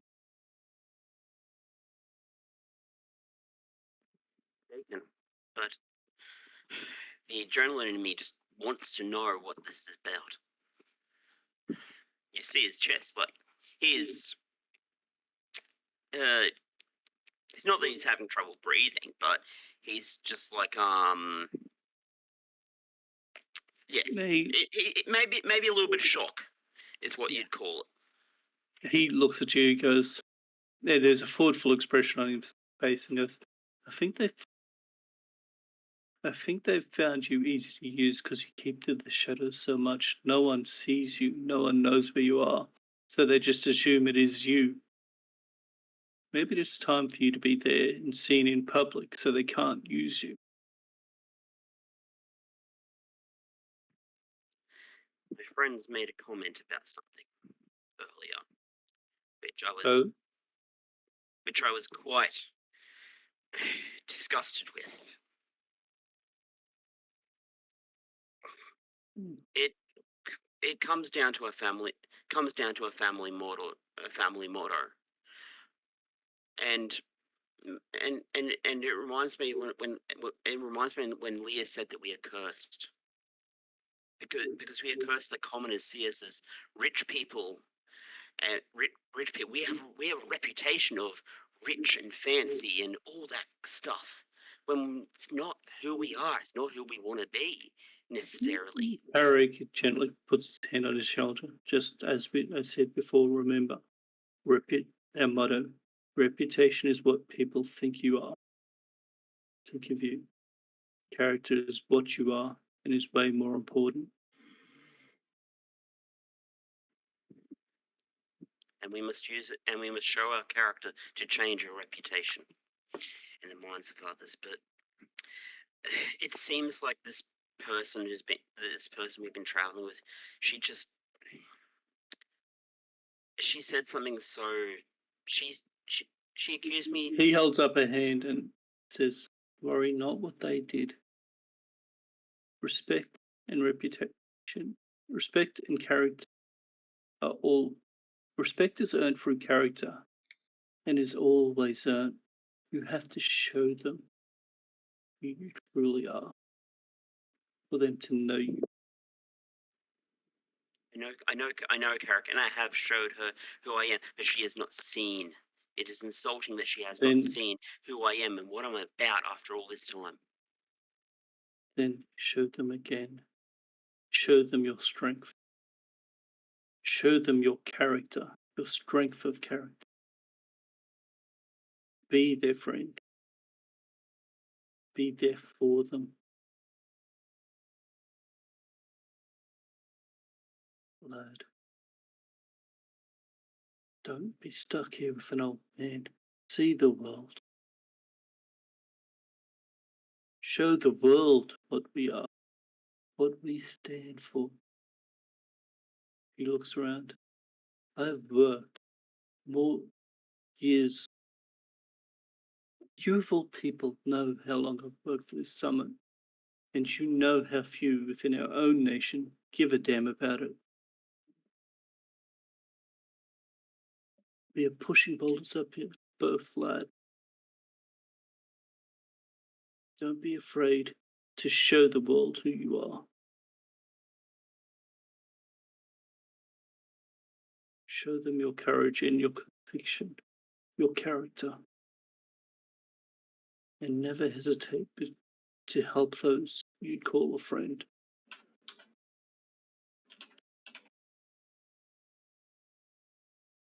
Closes his eyes, takes a deep breath.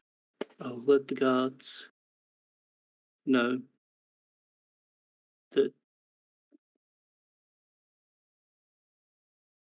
if you do not speak a certain word, and he leans in and very quietly, softly says one word, which is the Elven word for character, that you are to be seized as an imposter.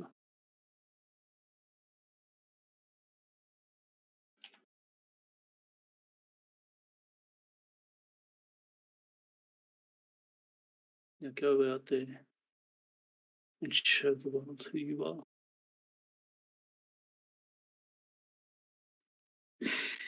I believe in you, my lad. Given this request, would you have any problem with me with me and my friends, with me being representative for the family in the melee, in the grand melee? He looks at you, beams brightly, and goes, "Why would I have issue with you winning glory and honor for our family and showing them our courage?" My thought was not originally that, Carrick. I put myself in your shoes, and I saw it, and I put myself. Well, I originally put myself in your shoes, and I saw you, and I saw how you still grieve for Amir, and then I imagined that if you had to grieve for me as well. There is no risk of death or permanent death within the Grand Melee, as I understand it, lad. They have high-ranking clerics on by that can perform true resurrections. Even if you're disintegrated, you're not dead from this thing. I was not aware of that at the time, but yes.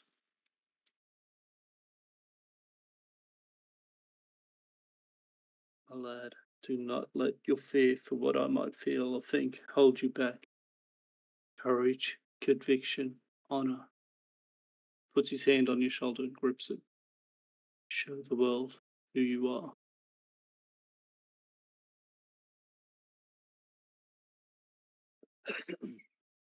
And remember, I believe in you. And I am a little jealous of the son my brother has.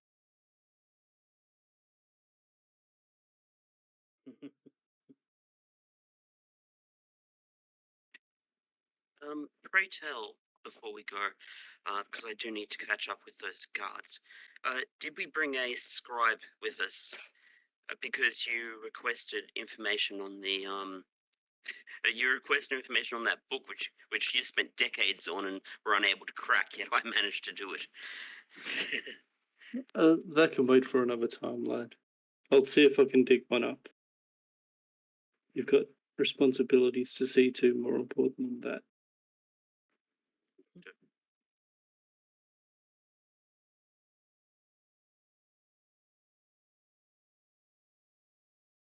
Right. But leave it with me and we'll go from there. So he literally starts pushing you out towards the door at that point because he knows that the guards are waiting for you downstairs. Denson, you were led downstairs by the guard. Damn it, I should have used Featherfall out the window after him. Oh well, never mind. Jadis, you were still talking to the guards, giving them the description and the message and whatnot. And you were turning towards walking out of the courtyard when you hear an almighty thud on the ground near the tower, not more than a few hundred feet from you. See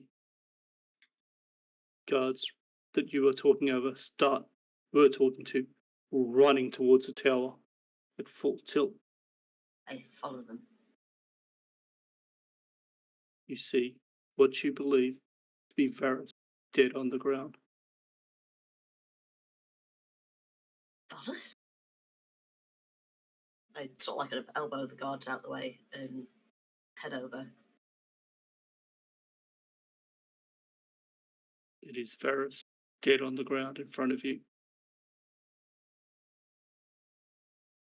I look up. You see Varis and that Minotaur standing at the window looking at you. As they turn away, they don't seem to have noticed you. What the hell? I look back down at the corpse and sort of like kind of poke its face. Poke it with a stick. No, poke it with my finger. I need to feel it. One of the guards, as you're doing this, yells, "Oi! No, Don't go anywhere!" I wave him Not off. at you. All right. It's Oh, not events that have right. I'm sort of tying in events that have happened Yes. previously. So Roll a d20 for me. Just a straight d20. Just a potential. 15. Be a perception though if I was. Skin feels rubbery. No, this was for something else. I'm operating off a passive perception for a moment. But this was for something else entirely. And these will come up in the next so often as you proceed forward. Not skin. I pull it off or attempt to pull it off. Okay. It stretches as you do this. Roll another d20 for me.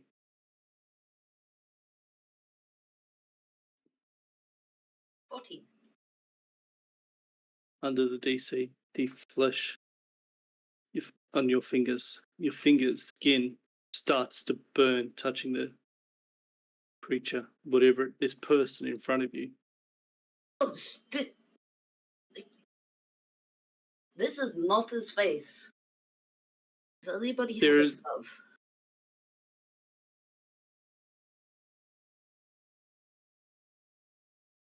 a glove? Guard gives you. No, you spend a fair bit of time upstairs. Right. Hands you a glove. As you touch it, whatever is on your fingers starts to cause the glove to smolder. Whether it's acid or fire, you are unsure. Right, water first. I pull out my water canister and just like Okay. douse my fingers. Okay, roll a d20.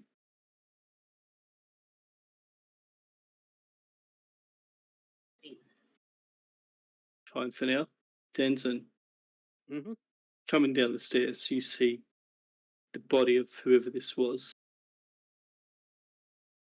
And you see this tabaxi leaning over it, examining it, the guard standing around, uncertain, as she seems to have just taken over. Mm-hmm. And you gather that there's no one of authority there from the guard just yet. Oh, good afternoon, gentlemen.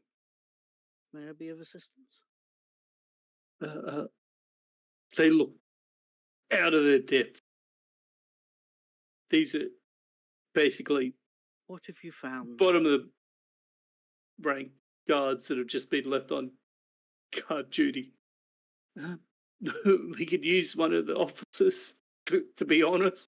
This guy looks and goes, "Oi, you, go get officers. One of the officers." I think that would probably be a good idea. Then there's a brief scuffle as the first guard stocks and goes, "Do it!" And the other guy runs off. And I go down. Magic or a disguise, madam? That I am unsure of, because face is rubbery but burns.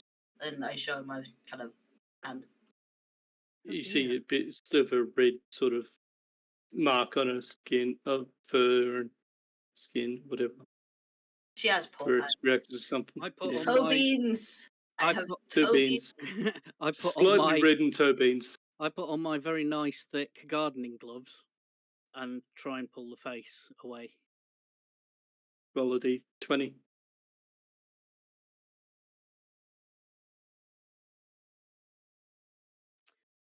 $16. Okay, I didn't see a roll. I've just done one on Denzin, yeah. It's not showing because he's not active. Just do it. Yeah, you'll have to do it on Golda, but I'll take your word for it. I believe you. Right. Okay, yeah. I'll do my rolls on Golda that you need. Yeah, because he's not active. He's not. Doesn't show. It's not coming through. Yeah. Yeah. Okay. No problem. So what are you doing next? Do you pull the face, the gardening gloves again? It just kind of stretches.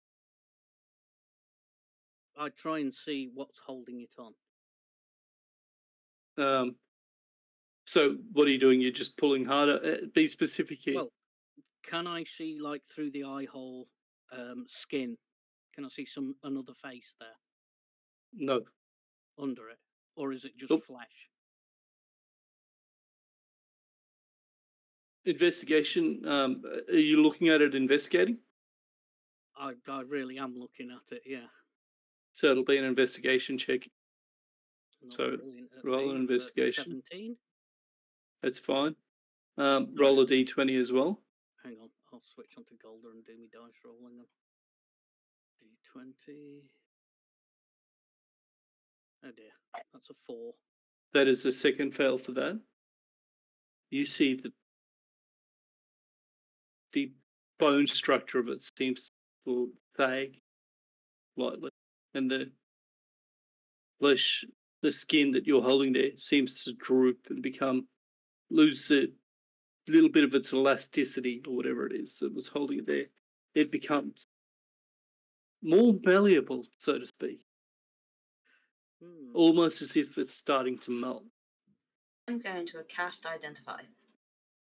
Good plan. I think that's something that Denzin might need to get at some point. You get a faint arcane residue resonating from this being. It is not enchanted, there's no spell on it, but it's a trace. Roll an Arcana for me, Venny, to go with it. 3. There's so much information there that you were given from it that you don't understand any of it because there's too much of it. Magic, it is arcane in nature, but it is really not my area of expertise. Not this magic.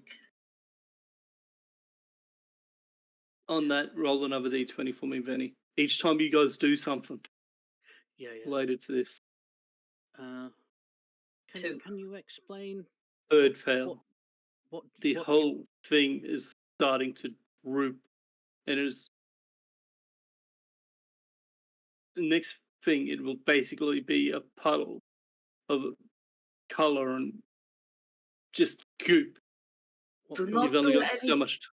Do not do anything with it. We need Ellie here now. Get the sorceress now. She turns around to the guard. It's like, now.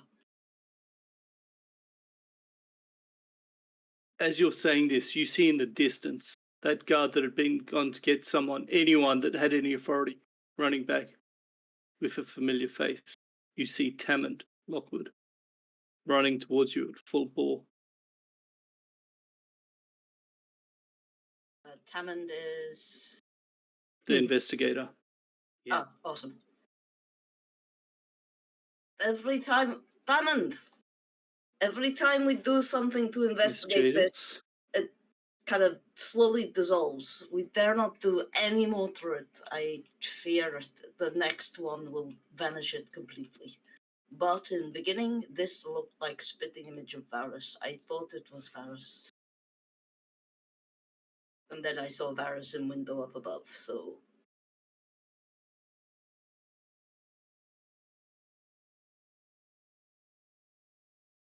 Right, so give me 1 second here. Yep.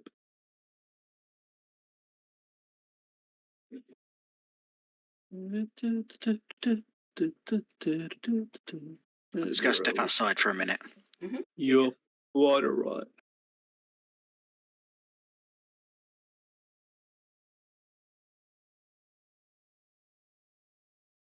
So he looks at it, looks at you, looks at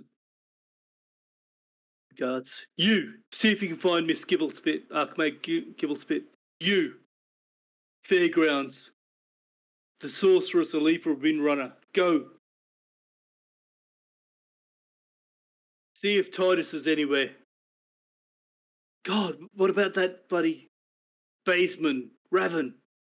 Anyone that has any knowledge of the arcane, the magical forces of the world. This is not my area. We need someone here. Roll a d20 for me, one of Benny, since I can see yours there. Get you to roll 2 d20s for me. Oh, 2, okay. Just 1, 2.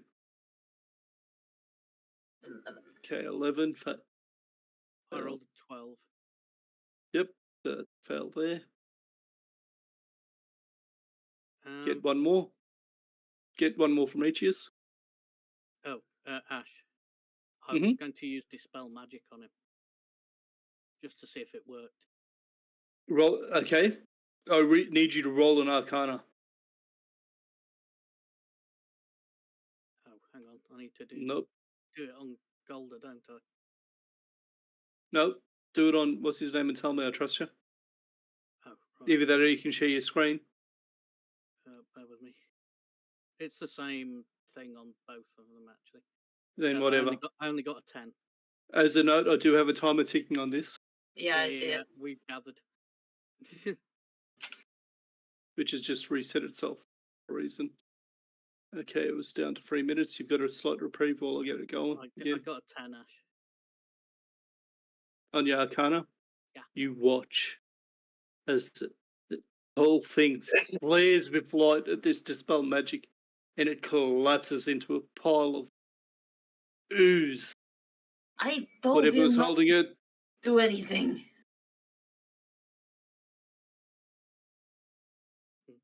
What, the whole creature? Yeah? You gathered that whatever it was an arcane construction of some sort.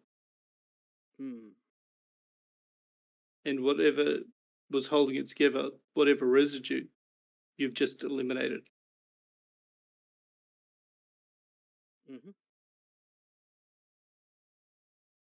Do not do anything further was confusing. Taman lifts his hand, on his shoulder gently, goes, hard words won't solve anything, especially not this mystery. He shakes his head and goes and says, I do not believe it would have remained hole any longer. It looked like it was falling apart as we watched. Master Tamend, it was definitely an arcane construct. I used a dispel magic.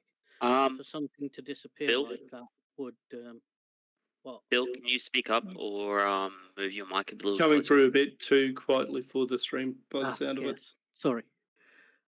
Yes, Master Tamend, I used the dispel magic to make sure that there weren't any spells that would harm us afterwards, and for it to disintegrate so must mean that it was an arcane construct of some description. E17. Well, that's more information than we had, I guess. Looks at it and goes, grabs a small rod from a pouch, pokes through it and goes, even the belongings on it have melted. Its clothes were part of the creature. Oh, Yes, and anything that touched too, and she shows her toe beans again. He looks at it, gently cups your hand, /paw, looks at it.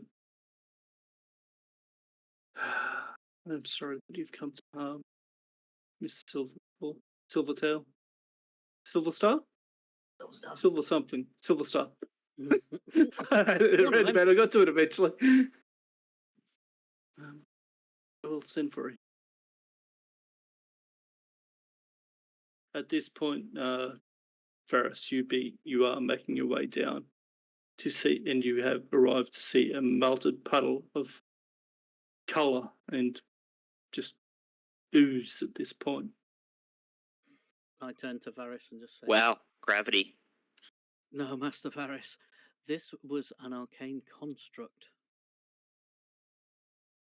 Somebody created this to walk around the castle looking like you." Which makes sense. You have access to lots of areas. Troubling. Ellen looks at you and goes, very. I will speak to Archmage Kippel's bit, I believe, about organising some magical detection. Welcome back, Ed. And we will see if we can't put this sort of thing to rest. He looks extremely troubled. I think we need to ask.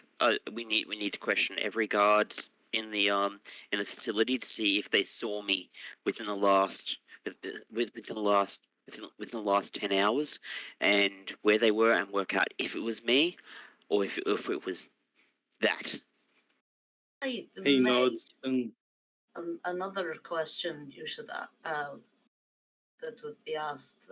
I have no kind of clue really on arcane constructs. It is not my area of expertise, but I know with disguise spells, on some occasion you need piece of person to create face. Create. Is same here? If so, what did they get of you? And how? An interesting thought, madam. I barely use my room. I have a comb, and he looks as, and I have a comb. Who knows? maybe it's as simple as his shavings of a morning. He looks at you and goes, "You do shave of a morning, I imagine, I guess? I don't know." Are you sporting a 5 o'clock shadow? Do elves grow facial hair? I don't know. Traditionally not. In that case, that's what makes half elves so interesting, because in that case, Ferris says, actually, no, you don't. That's in that correct. case, Ferris says, elves don't grow facial hair. Half elves maybe, but not full blood elves like I. His eyes narrow, thinking. Hair in the comb, dead skin. Who knows? and he seems extremely troubled.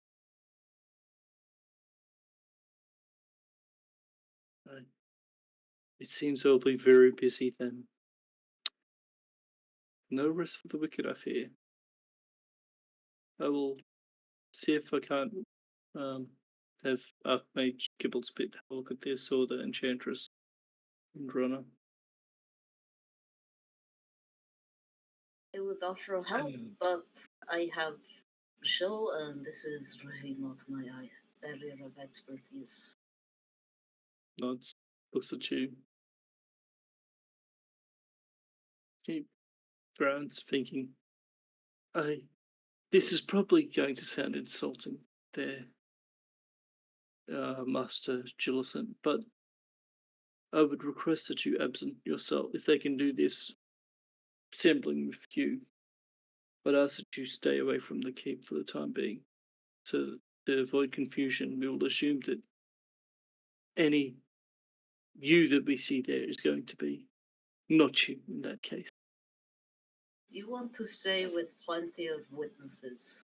Remain intent with dancers. Easy enough. We will keep you entertained.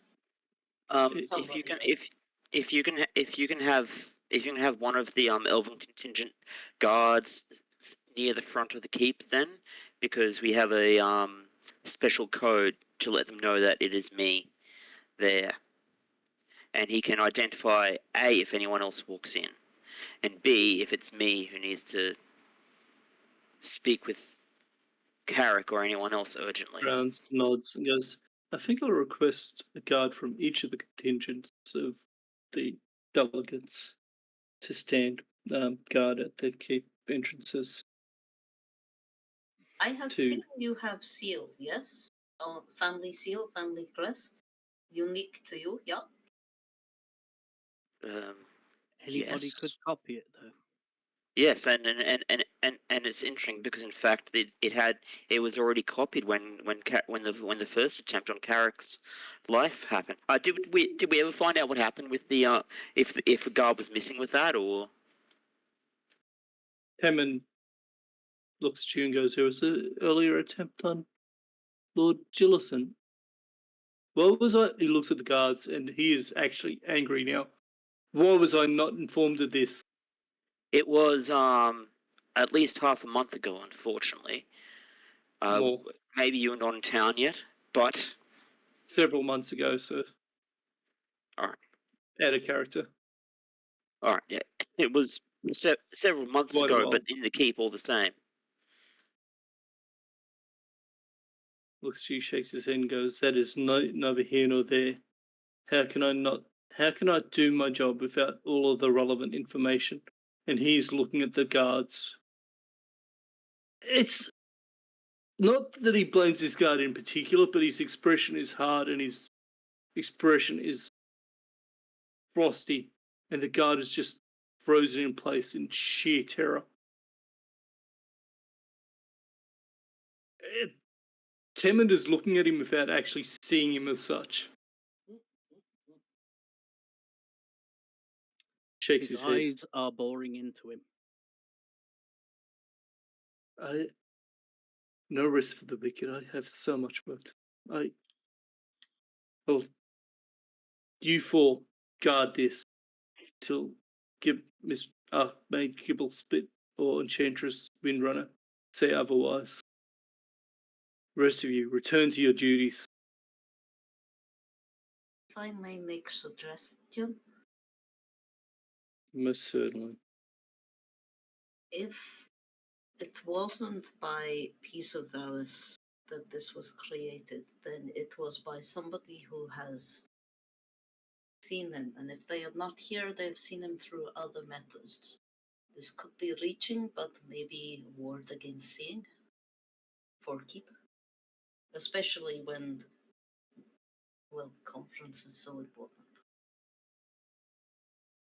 Yeah, that's the thing. We have so many delegates of major import here at the moment. You cannot. But if they are scrying, we will I'll talk to the clerics and mages of the various factions and see what I can do. I am no caster to know what to do about this, but your point is understood and appreciated, Mistress Silvertail. Silverstar.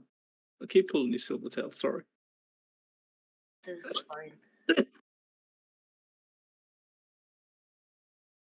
do believe we have a Silvertail in Bard Skeleton. I do not know where he is, though. He's smart. We have He's extremely distracted. And your tail keeps moving and active, and he looks at it occasionally, and it seems like he's got him distracted, and that's what keeps popping into his head when he sees you as this silver tail. raises an eyebrow and then she sort of like kind of flicks her tail deliberately. His eyes follow it, and he looks at you and grins slightly and shakes his head and groans and goes, "Oh God." Do you like to touch it? Never without permission. Yes. Go ahead. It's very soft. Reaches out, touches it, and goes, smiles and goes, "It is indeed very soft."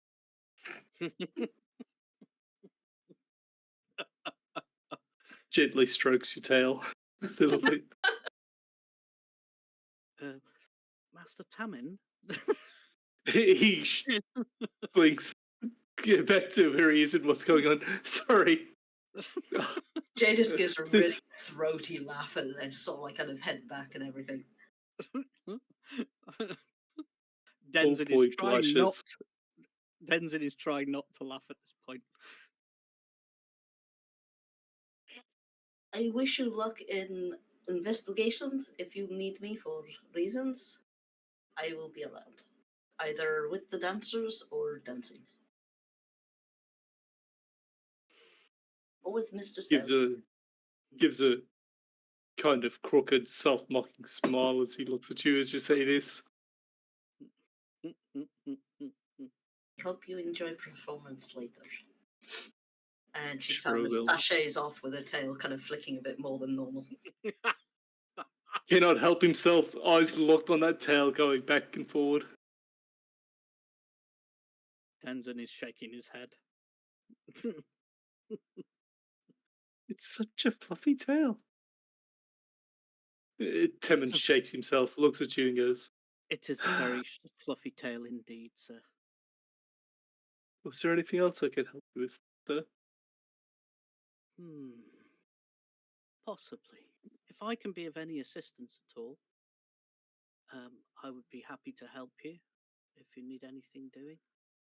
I am but a gardener, but I have some small utility. So if he's just rolled a 23 on insight there, as you're saying this. And that's against deception? Yeah. 25. He looks at you, nods. Probably one of the few people that could pull one on him. He probably knows that I'm not quite what I seem. He doesn't believe it so much, but he knows that he believes it without believing that there's something a little bit off about you. Oh, I am definitely a gardener, but it's a case of, well, the thing is that I have some small facility with magic, and of course I have certain herbs in the gardens and all that sort of thing. So if I can be of any assistance, I'll bear that in mind there, sir. Denzin. Your offer has been noted and appreciated. Sorry, Mr. Gillison, what was that? Denzin, is Yes. it possible that you can continue the conversation regarding the funeral rites with Carrick? Of course. In the meantime, we must go. I would hate for such a thing to fall behind. Oh, absolutely, sir. Shall we go and speak to Carrick now about this matter? Hammond shakes his head and goes, "No." I cannot enter the keep. I have been of course. barred for security reasons. Oh, hang on. He's already met me. I'll nip up now and speak to him and ask him if there's anything in particular that I need to do. And that's it. That'll be an exit stage left for Denson, and they can do that off screen and whatnot, and we'll get back on with the main crew. Yeah.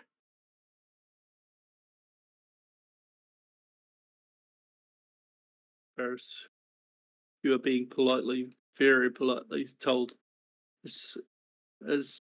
and Chairman feels absolutely horrible as he tries to very politely tell you to bugger off out of the keep. And he's being ever so polite about it, and he seems kind of extremely embarrassed and like he really doesn't want to be saying it.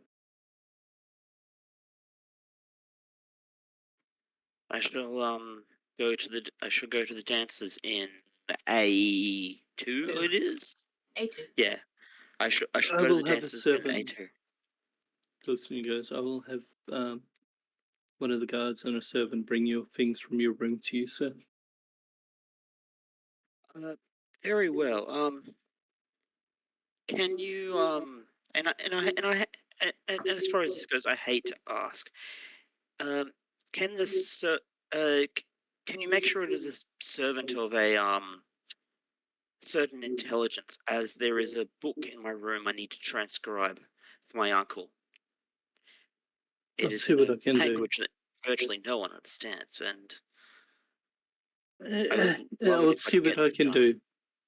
He puts his hand on your arm and goes, "Let's see what I can do, but I have many pressing matters." And he looks at the goop at your feet. As far as that is understood. If you'd like to come and ask me about the previous assassination attempt, I was a witness to that, unfortunately. Please come and ask. He looks at you and nods. I will see if I can find time, possibly tonight. Would you mind if I joined you for dinner if I have time?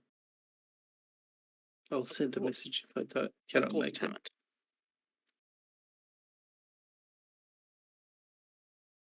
Grips your shoulder. I give you my word, I will do everything I can to find who is responsible for this. And I will do everything I can to protect your uncle.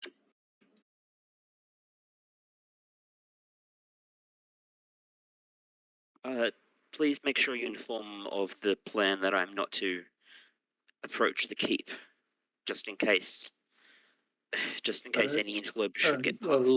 I will personally go and see him and organise your belongings brought to you. But I have many sleepless nights ahead of me, I believe, he says, looking troubled at the ground and what's left of the goop as it seeps into it. And you see at this moment that the goop was this construct, this person, is either melting into the ground or evaporating, or just slowly disappearing. He shakes his head. I fear me there's going to be nothing left for the Archmage or the Enchantress to inspect at this point. They certainly know how to cover their tracks, whoever they are.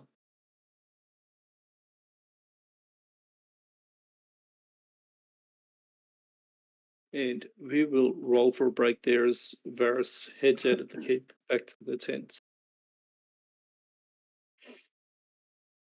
So 15 minutes, guys. It is 35 past here, so 10-2. Yeah, sounds good.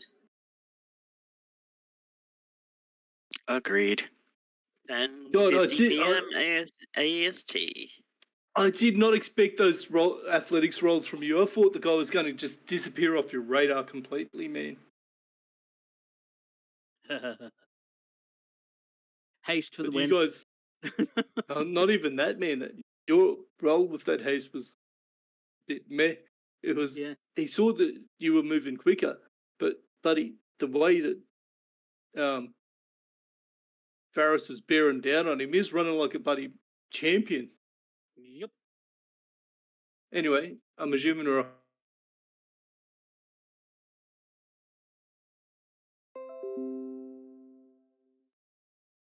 Tristan, he asked you a question. Yeah, he's answering me. He's just not on chat.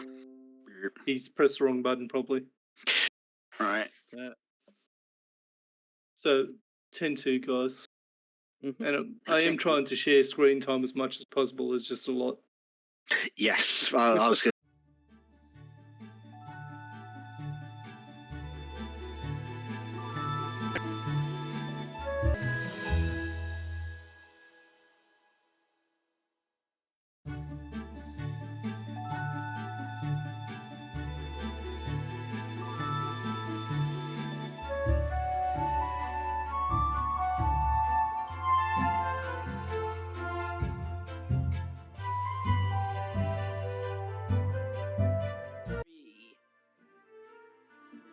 Hello, hello, hello. We are back. We are back. So, we finished before the break. We had a defenestration, a self-defenestration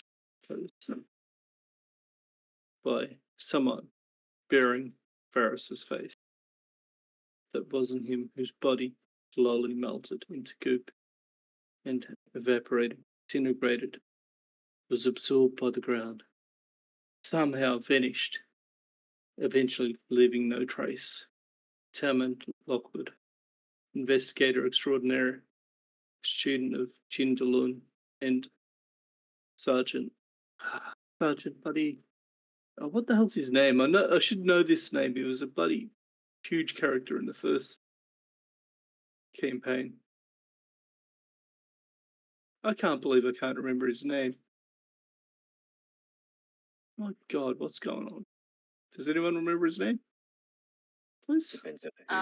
What's his name that we keep on calling Captain, but he's not actually a captain? Kalen, Sergeant Kalen.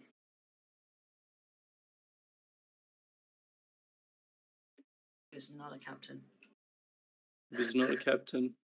And Temend, who is an investigator, whose rank or whatnot has not actually ever been mentioned to you, but seems to hold some authority within the kingdom quite easily and comfortably, ordering guards of the Knights of Sol around, giving orders to Royal Engineers.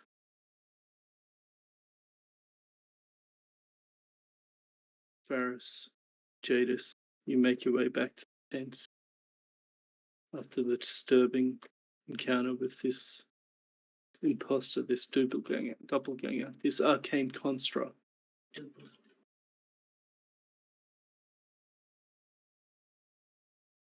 Since I left... Oh, sorry, Karen. Which is what you're proceeding to do.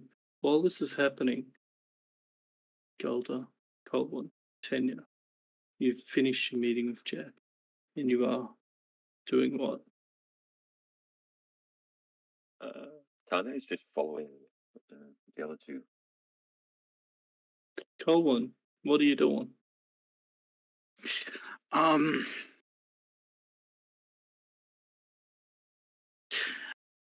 So we finished the meeting with. Yes, I suppose the next thing is to see whether or not we'll actually be allowed to enter into the race. So let's put the hat on, and I'll need to change my appearance because I'm not appearing as Colwyn Cohen there. Okay. So what do you come out looking like? Did you add the How to Disguise Man or to? Yes, I did. I added that too. Perfect. So what do you come out looking like? Oh, I'll go looking like another generic halfling, probably, because generic halfling B. Yeah, Gotcha. Mr. A. Smith.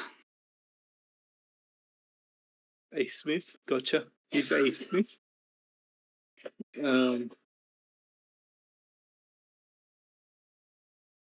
Okay, so you find a guard. Yeah, Yeah. And Sorry. Go on. you inquire as to where you might find someone involved with the endurance race, the great endurance race. Mm-hmm. And you are told where it's at, and that there's several organisers there. Give me a second.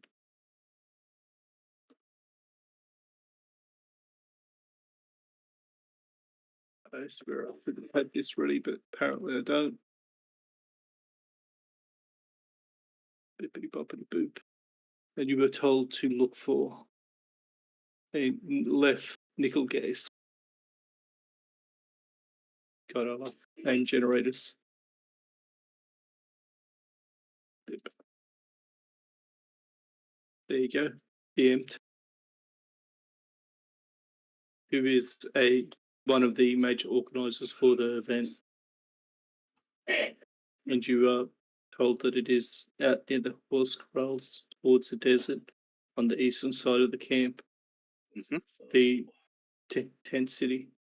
So you spend some time walking there, and it's kind of getting on a little bit later. Quick question. We have a halfling and a human heading towards a organising race. What are you doing, Mr. Wolf? Going with, or? No. Nope. Okay, so you'll be doing something else. I'll get to in a second. I'll be going to the keep to start organising this Shadow Summit. Yep. So you head to meet this area. You see a grand.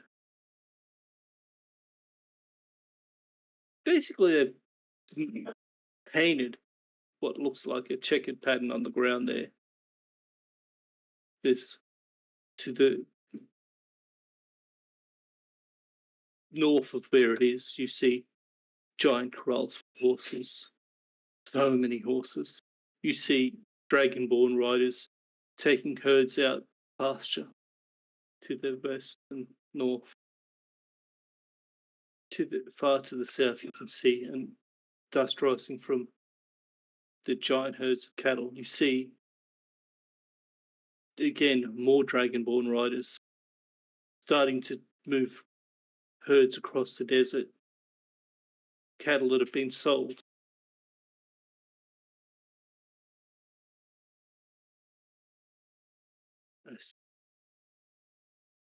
A skinny human, glasses on his nose, round.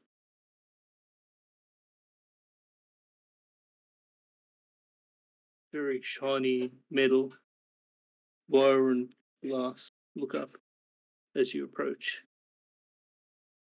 Hey there, what can I do for you?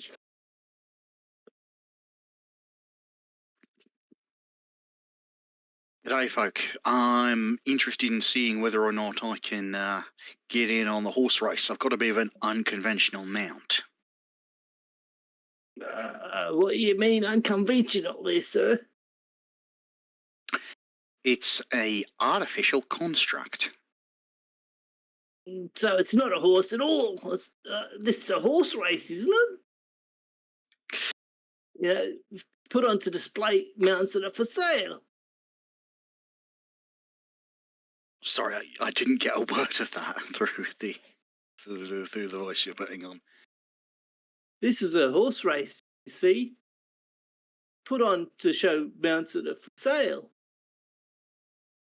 Well, see, here's the thing. This mount will be for sale. I will be riding it in a horse racing fashion. Okay. With advantage, if you can roleplay it well. Provided you follow up with good roleplay. Okay. So am I rolling first or am I role-playing first? Roleplay it first. Let's see what you do. He's not entirely convinced at this point, but... No, don't blame him. My friend, what could follow through here could revolutionize the way that we use animals. Imagine, if you will, a horse that does not need to sleep, eat, or even stop. If, of course, the other riders think that they can't compete with such a beast, well, I'll just be sure to let everyone know as I'm having a drink down the locals that, well, I would be out there riding my beast, but apparently they think they can't keep up. They don't have the No. stones for it. Watch your tongue, lad. What sort of beast are you talking about? What beast doesn't need to sleep, doesn't need to drink, doesn't need to eat? Tanya sidesteps and reveals her steel defender, and it walks up next to her. How's any man meant to ride that? Looks at you, then stops, pauses, looks at you, Colwyn, looks at the construct, looks at Tanya, looks. I understand it might be all right for, like one of the smaller folk, but what about someone of my size or your size? Can it be made to be larger? I guess with some time it could be scaled up, yeah. It's what's called a proof of concept. He pauses as you say this. Tanya goes, well, some of the bluffs are taken out of him. Proof of concept. So what you're saying is you're going to prove your concept against the horse. Look That's at its right. legs. They'll run him dead. He won't be able to keep up. Well, the other I'd horses almost put you in there for a laugh. Roll. Now roll, and yes, advantage. Oh, thank God I had that advantage. Looks at you. If I could Yep, go for it. request of anyone who's got a spare bardic inspiration going around. I've got a spare It'd, normal inspiration, and you can have it. yeah, that's what you'd be chasing, not the bardic inspiration. That's not exchangeable. Okay. So throw another inspiration Go out for of it, Ed. Phil. Whichever. Roll well. Might be off first, Phil. Slightly better. Yeah, well, yeah, that's slightly better. He looks at you. He got me half convinced. Convinced me the rest of the way. Or even if it's me throwing you in there as a joke. Well, I think we'll be having the last laugh.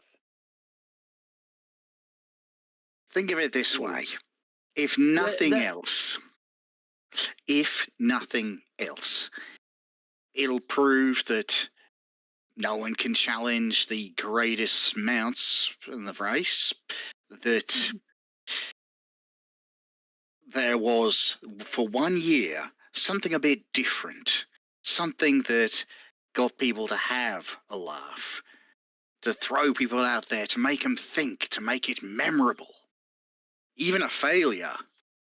You got to prove something and entertain the folks.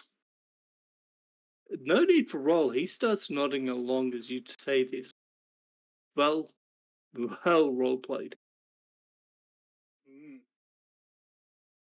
You know what? Let's. I'll probably lose my job over this, but damned if you haven't sold me on it.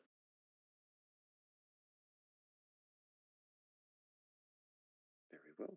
Right, 2 days' time, bright and early. Yep.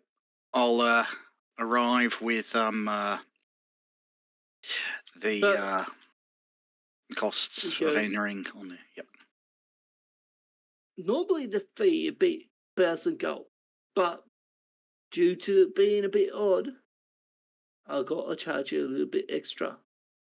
And he smiles, and there's a glint in his eyes that says that you are paying or you're not getting in.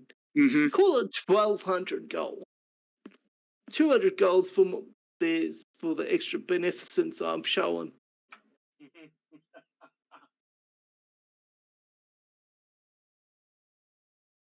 Mr. Smith smiles It says, all right, but you do know it's still 10 times the entry fee on winning. Yeah, but I don't see any of that, do I? Suit yourself. Done and done. And 200 gold's more than I'm making a couple of years doing this shit.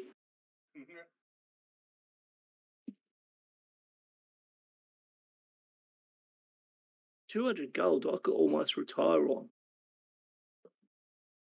Now, what's your name, sir? What's your mount's name? Samuel Smith on the Steel Defender. That's a mighty fine name for such a small mount. Tanya kind of Not huffs a wraps bit. it on the head. Certainly got some steel in it. As he pats it on the head, Tanya kind of like huffs a bit as she's taking insults to what he's saying. So she huffs a bit and quickly casts enlarge, and the Steel Defender grows double its size in all dimensions. Well, if you could have done that, why didn't you? Now that's a mount Because I that could would get have on. looked ridiculous with a huge mount and a small man on it. You want to go see the circus? That's on your own time. Respect the craft. Yeah, fair enough. Well, 2 days' time, bright and early. You best go get some rest there, lad. I'll sleep when I'm dead. Oh, with this competition, you may be sleeping sooner than you'd think. She can be a bit brutal that desert out there, and some of that competition ain't any better. Kill surprise.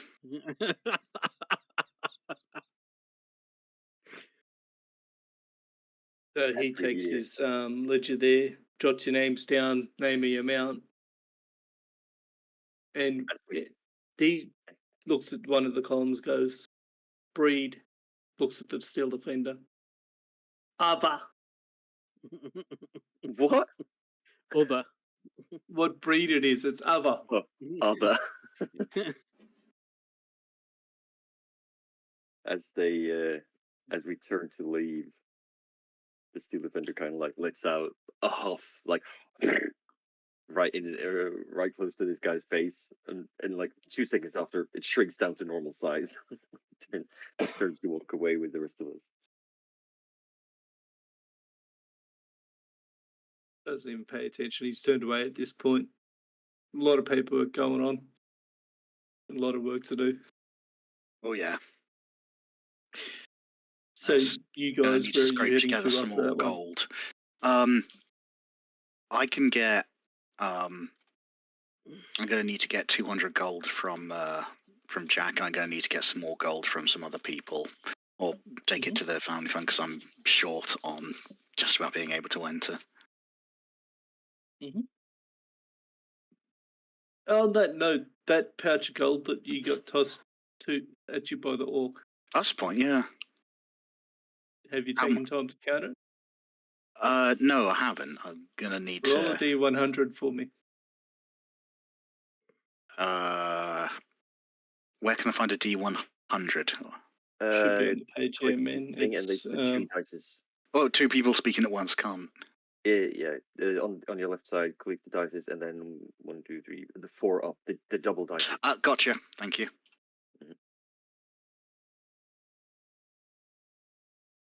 36. You open it, and the bag is heavy as hell. You've taken a moment before you wander over there to count it. There is 3,600 gold in there. That'll do it. And this orc tossed it to you like it was nothing. Like he didn't pocket care. change. I have never seen that man before in my life. Damn. That's just a fraction of his like life savings. Yeah, orcs are incredibly long living in this world. Well, actually, with that amount, I've got enough to enter and still have, if not much, then at least a reasonable amount of gold left behind. So yeah, I'm fine. Yeah. Well, 2,400 3,600. frigging gold. Mhm. Plus Left, whatever you had there. plus the extra. That's a lot of Freaking gold. Ed making all the choices that leave him, buddy. Well, he tossed it at you, but it was basically to shut the hell up about this Red Orc money. Yeah.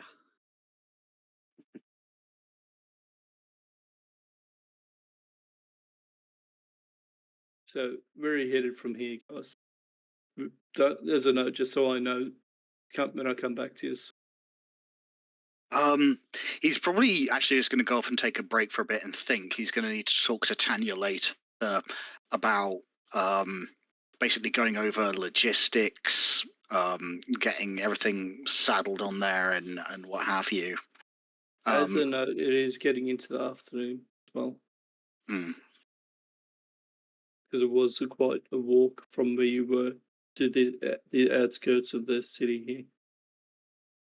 Just due to the massive size of it. All right. So, are you heading back to camp? What's the plan?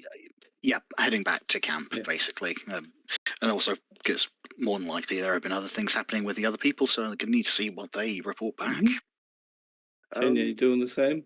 Or what's yeah, the plan going for back you? to camp and sit down, tinker a bit, both on the materials I gathered last session, and also see if I can help out Colin with getting some sort of like a saddle, a comfortable saddle fixed to the Steel Defender for him. Perfect. Noted. Gulda, you watch as your companions for most of the day now head out towards the east, chasing a man about a race. And shaking your head, you head towards the keep. Your mind on this important task you've been given, this directive. As you're going through, you pass by the camp of the bards and dancers. A tall, well-dressed, golden scaled dragonborn is standing there talking to Daisy.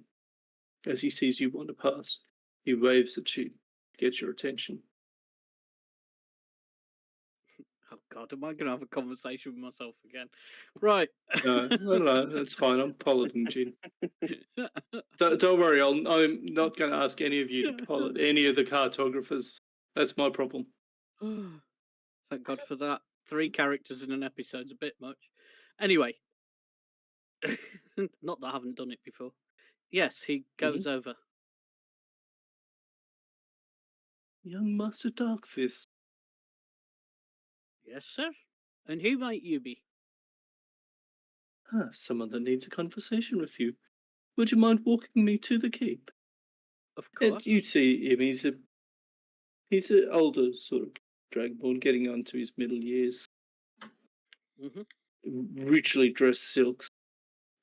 Do I know anything about Dragonborn and their colours? Is the question. Would I know as travelled as the dwarves are? Roll a history for me, man. It's with advantage as. Let me finish. Yeah. With advantage as due to how well travelled you are as a sailor. Oh God! Due to the fact that the higher ups of of Saisei do not all live inland around the Imperial City. Not really. You don't really deal with too many of the metallics. A lot of your interactions have been with chromatics and cobalt kind that you've encountered in the port cities, which are a bit rougher. Well, yeah. So's Golda. Yeah. So anyway, I'll walk with him anyway. A mutual friend has told me that I should speak with you. Does this friend have a name? Mr. G. Kaplan, proprietor of the Silken Dreams. Ah. A personal tailor, so to speak. I see. I'm still not giving anything away. I don't know the guy. He looks around, pauses. Perhaps I should introduce myself. I am Minister Jindalon, Minister of Security for the Saisei Empire. Ah, pleased to meet you, sir. And I bow deeply. By security, I'm sure you understand my relationship to the world that gentlemen such as Mr. Kaplan walk in. I'm starting to get the hang of it a bit, eh? I'm told that you are organising some form of summit. And continues to walk. I've managed to get everybody on board with having a summit. I need to organise a place safe enough that everybody can get to, privately, of course. This gentleman, Jindalon, Minister Jindalon, is deep in thought as you walk along. If not myself, then you have my word that I will be present. I see. After talking to G, I've known him for many years, and I share his concerns. I feel I've never said this. I've never given this sort of thing away so freely, but we too have had to. And he frowns, and his face is hard. I, not we, I have had to take the life of many of those trusts of mine. You keep cutting in and out, Ash. Because I'm speaking so softly. Sorry, is that better? Yeah. He says, we, and he starts to say, we, and then he pauses and goes, no, I have had to take the lives of many men in my service that I trusted with my life, with the life of my emperor, only for them to betray me, something I thought they would never do. So yes, I will be at someone, if not me, someone I know I can trust. Absolutely. Your presence, or your representative's presence, will be much appreciated. Every bit of information, every scrap of information we have needs to come together, I think, on this. He nods. I think there's another player in the game. Really? Well, for so many people to be, so many agencies in this sort of world, in this business, to be compromised. I have come to the same conclusion, unfortunately. And I think the others have too. Shakes his head. These days are turning almost as dark as during the Dark Ascension rounds. And we had so many problems in the Empire in that time. So I understand. Well, let's see if we can't get to the bottom of this. All of us together working towards solving the problem can only help. Benny, as you see as you're coming out of the gate, Golda talking to a tall, gold-scaled dragonborn. If your perception is 17, you hear Shadow and Council Summit compromise before the Dragonborn stops, goes silent, and looks at you. You see your companion that you're walking with just stop dead in his tracks and look at someone. I follow his gaze as to who he's looking at. And you see Jadis walking out of the gates towards you. Minister, that's don't worry, I'll have a word with Jadis later. She's he shakes his head. It's not that, sir. I did not hear her coming. She does that a lot. She is a dancer of rare skill. Gold He standard, I believe. shrugs. He shrugs and goes, I'm not used to being surprised, so I thought we were Hmm. Interesting. safe from prying ears for our conversation. He frowns and looks at you again, Jadis. Anyway, Master Darkfist, let me know what you know, and we will go from there. Of course. How can I send word to you, sir? I am staying in the keep here. I shall make sure that the information gets to you personally, because I don't want this one getting out.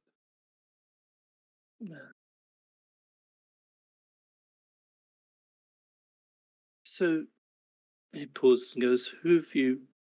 He pauses as Jadis walks. Are you going to continue past to the camp, Jadis, or? Yeah, she was heading towards the camp anyway, because she's going to set up a Yep. kind So of bed you and continue. whatnot for Varis. Yep. You continue through. Varis comes around the corner, catches up to you after conversation with Hammond that continued for some moments after you left. He jogs out of the gate, catches up to you. You watch as the Dragonborn, before Varys even appears, looks in his direction.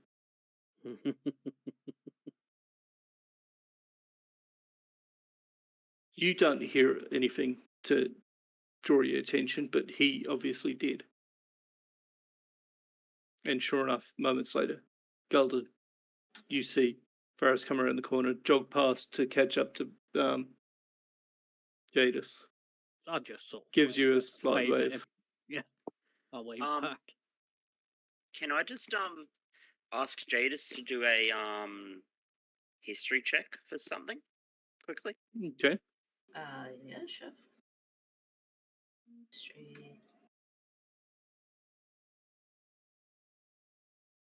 Oh, Nat 20. All right. As far as this goes, you have never seen Varis use a bed.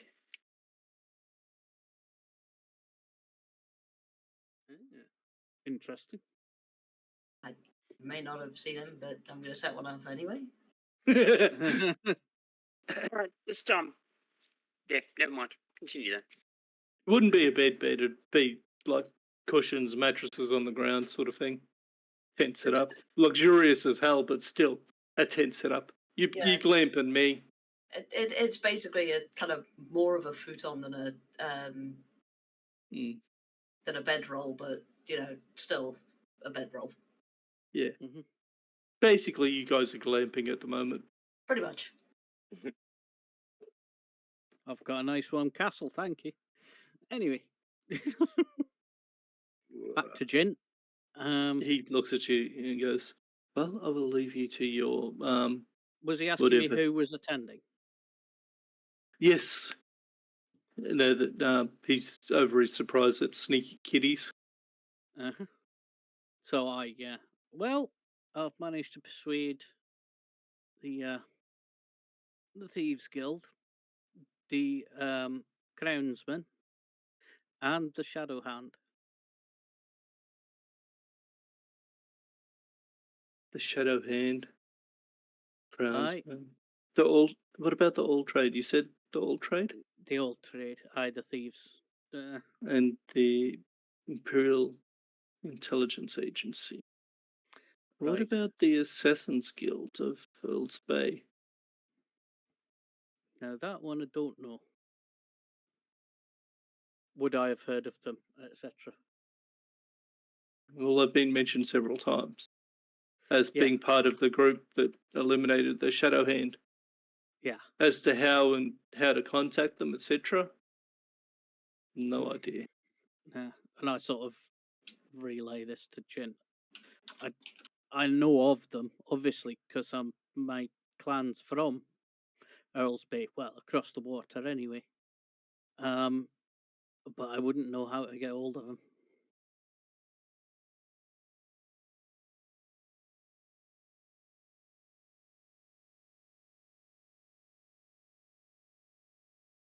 You there, Ash? Yeah. He goes, let me see if I can get some contacts and see if I can have them send a representative. That would be wonderful if you could, sir. Well, I'll leave you to your work and I'll see what I can do. Thank you. I'm very grateful that we've had this conversation. The pleasure is mine, Master Darkfist. And I appreciate the fact that your clan will be mediating. Thank you, sir. And I bow. He gives you a slight nod and continues towards the keep. Yeah, as you would, because I'm lower rank by a load compared to him. Yeah. There's very few that match him. Well, not many. Your Prime clan Minister- lord would be a match for him. Yeah. In rank. Yeah, roughly speaking, yeah. He would bow to the Dwarven High King, though. Yeah. And I've no idea who that is. Anyway, moving on. I go up to see my cousin.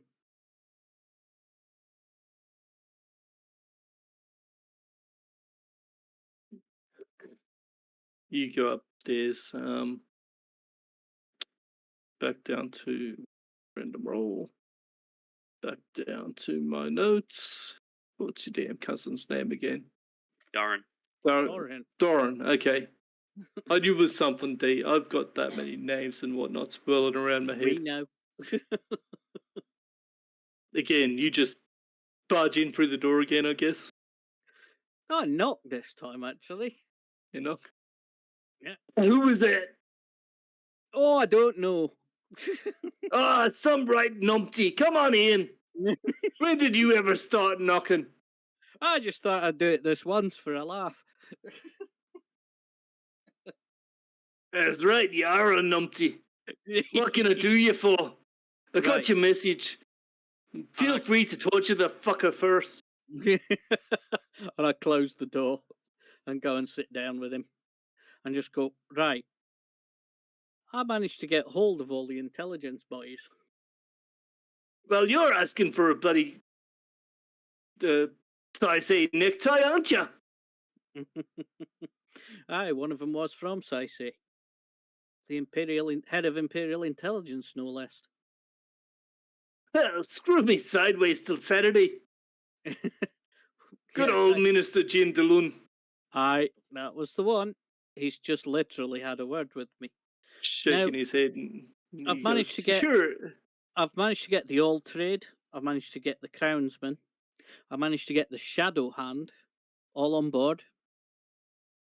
I've talked to Minister Jim DeLune recently, and he's going to see if he can get hold of the Assassin's Guild. So you got the Imperial Intelligence Agency, you got the Old Trade, you got the Crownsman.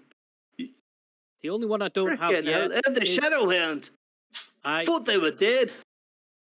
Well, they're not, and they've got rogue elements, same like every single other Imperial agency has.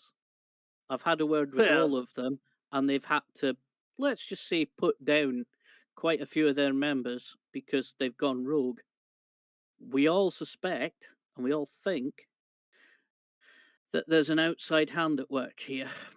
All of the intelligence agencies have been compromised, and I mean all of them. The only one I don't know about yet is the Assassin's Guild from Earl's Bay. I don't really know that much about them. Well, they're hard to get in touch with. Aye, but if anyone can, Jen can, and he says he's going to. He's on it. Oh, well, it's good to know. Aye, and he's also having to think about a place where we could all meet. They've all agreed that the Darkfist clan will mediate. Well, yeah.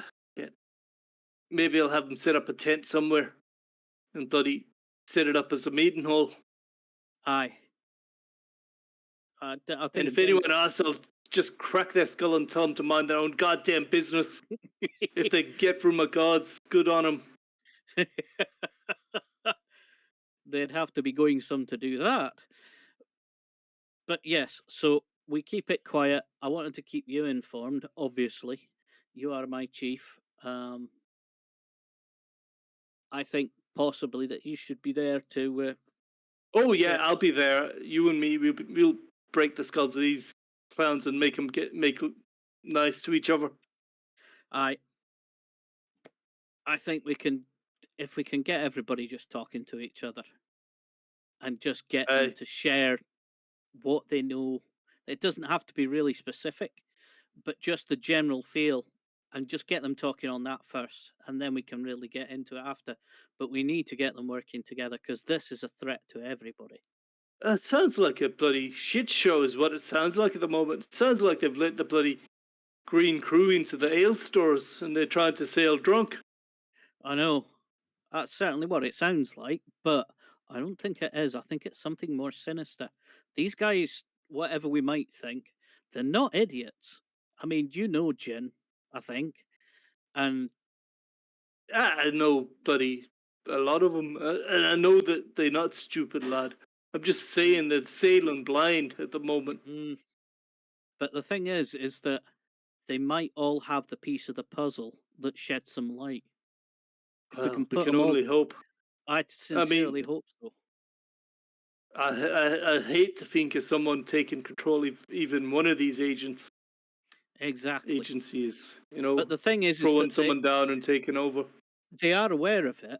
I just think they're all missing pieces. I think they've got bits of information, like, you know, looking through a keyhole into a room. You can only see so much, but I think they've got all different viewpoints.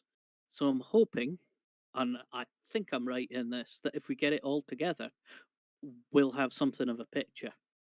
Plus, yeah, that's quite alright, lad. That sounds good. I'll get the tent and the fucking area secured, and we'll have a meeting place. You keep your head low. You keep yourself out of sight. Well, maybe we shouldn't be able. Maybe we shouldn't be both in the keep. If I hear that there was a man here that looked like that stick of an elf friend of yours that wasn't him. Good grief. He threw himself out of a window. You might have to go ask more of them, but I'm thinking we move you back down to your friends there. That's not just a bad a security idea. bit. Well, if I grab my gear, I can be on my way down there. But I'm just wondering if there was somewhere in the keep that we could use as a mines. You can't get in through the gate surreptitiously, can you? These guys are not going to want to be seen. The after today, the bloody knights are on high alert. Freaking investigator Lockwood's got them bloody jumping at their own shadows. Well, cousin, I think if you've got a tent that would be suitable and that maybe we can sort of disguise magically, get so that nobody can scry or get into it or whatever. And I'll get the rune casters on it, lad. Don't worry. I've got a few with me. That's a great idea. But having a little word with Jin as well might be a good idea if you can. I'll see if I can get Raven to shimmy up some bloody divine magic or something. Aye, but have a little word with Jin as well about location, and because I've got a feeling he knows better than anybody this city. So, we'll see what we can do. I'll put some feelers out and we'll see what we can do. I'll talk to these folks, see who's coming, who's doing what, and you keep me informed, all right? We've definitely got. Well, we got to keep the numbers down. You know, we want the top guys there, but we don't really want anybody else. No fucking hangers on. That's right. Unless, except for the Dog Fist, we'll be in there and forced to keep order. That's our job. We're mediators. Aye, and I was thinking that should these intelligence agencies need a little bit of muscle, a little bit of hand, we play that, lad. We could maybe provide it, you know. We'll help them set their ships right. Sounds like a good idea to me and a good way to go. I mean, yeah, I'm just worried at the minute that this is going to snowball. Oh, it sounds like it's a fucking avalanche. Anyway, lad. Sounds a bit like me that it's waiting to be an avalanche, and all it's going to take is Anyway. the wrong thing to tip it. Hey. Anyway, we'll get on to this. I got my jobs to do. You got yours. I Flapping Just our look- lips. Never got anyone anywhere except kicking over people in the ass. But then you need to kick them in the ass as well. Oh God, yeah. Right. I'm gonna disappear back to the camp once I've got my gear. I am gonna still try and lure out Oleg though, because there might be some good answers we can get from him. Well, So nothing we can't. A few less I nails shall, can make him sing with for. aye, I'll play the stage outside and be loud and boorish, but I'm not going to be saying a word about any of this stuff to anybody. Well, Can you let me know if you when do- and where it's going to be, and I can inform the others? He leans forward as you say that. Make sure you don't, lad, or you won't have to answer to them. You'll be fucking answering to me. You got that? Oh God, well, would you know me? I wouldn't say nothing. Make sure you don't. Death before dishonor. He holds out a hand, grips yours, and goes, "That's the way, lad." That's the way it should be, and always will be. Right, let me know when it is. I'll inform the. Well, I'm sure. I'll let you Kearns- know where it is. You let me know when it is. I'm gonna guess it's gonna be on a night. So. Oh, shadows are their friends, my lad. Aye, certainly is. Right, I'll let me know where, and I'll get the message through, and I'll ask them and get us a time that we can all get there for. Aye, off with you then, laddie. And look Aye, after sir. yourself. You too, sir. And he Smooth salutes. sail and soldier. Aye, fair winds and following seas. And And he you goes go off. ahead and grab your gear and Yeah, head back down. disappear. Go Alright, to the that's camp. just- Varis. It's highly amusing. You know those What's phone that? calls. Those phone calls where kind of saying goodbye actually takes longer than the conversation. Yep. I kept trying it, but Golden's like that.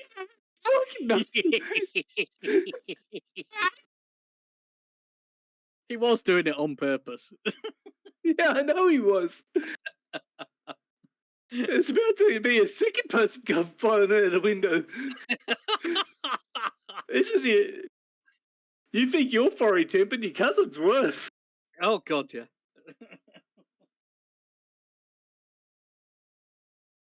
He knows, but he knows when to stop as well. Varis, Jadis, you come back to the camp.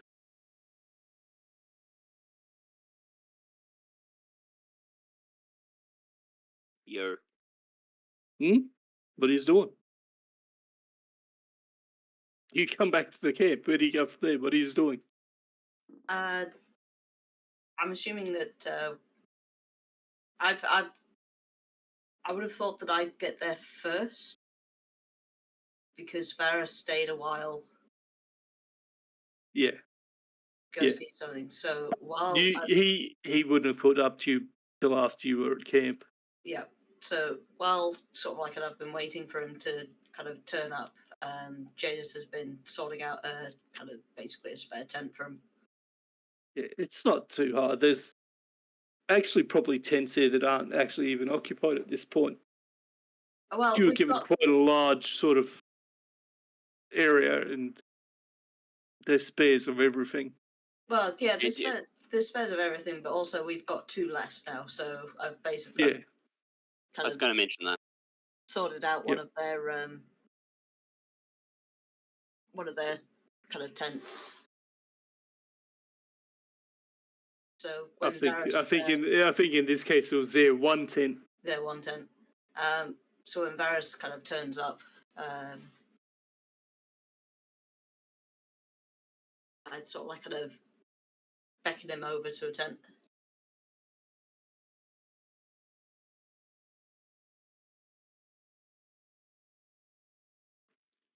Jadis? I beckon you over to a tent. Yeah, and he's Varis's Jadist. He's just spoke very damn quietly. Oh, right. Over here, my friend. Thank you. There's not much, but there's yours for however long you would need. I never really asked for much. You don't know what happened between You didn't hear about what happened between Tanya and I, did you? Well, no, I was not there, and honestly, not my business.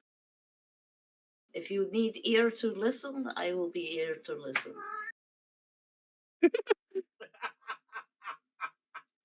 Love you, Rogue. I'm not feeding you yet. I'm not 100% better yet. Laughing is bad for me. That couldn't have been better timed, could it? Anyway, Sigh. He called me spoilt, and a bit insulting. That's all. I will sort this out. I'll sort it out tonight anyway. When I see him next. Well, if you would pardon bluntness, but in comparison to rest of group, kind of. Yeah, I know. But have I ever said, no, this food isn't good enough for me, fetch me a comfier bed? No. I've never really complained. I've never really asked for a gold plate or anything. Just I get that people think I'm spoiled, but it is just a little insulting when people I've been around don't start to see my true character. It is not But so much as current behavior as in born background. It is expectation. As far as that goes, reputation is expectation. And I was just thought my character might have shone through and shone through the cracks of the expectations by now, but yeah. Well, kind of, but you also give in a way mixed messages. Yes, you have been with us as party for a while, but whenever something happens, you mention uncle and you get things done through money and connections. So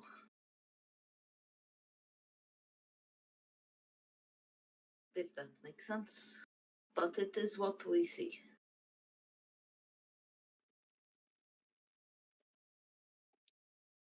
So in a way, it is not you that solves problem. It is you facilitating uncle. And I can see you lighting up, but you're not actually saying anything. You see, Varis like wanting to say something, but I appreciate your input, but I think maybe I need to be a bit more open and vocal about what it is that makes me to the group, so that and he's having trouble finding the words. What you need is to be more independent. You need to solve problems. I tried to solve that log in the road. I didn't go crying to my uncle for that. He pouts a little bit. Yes, but was that really best way of doing it? After all, we had horses. You cannot just blast something.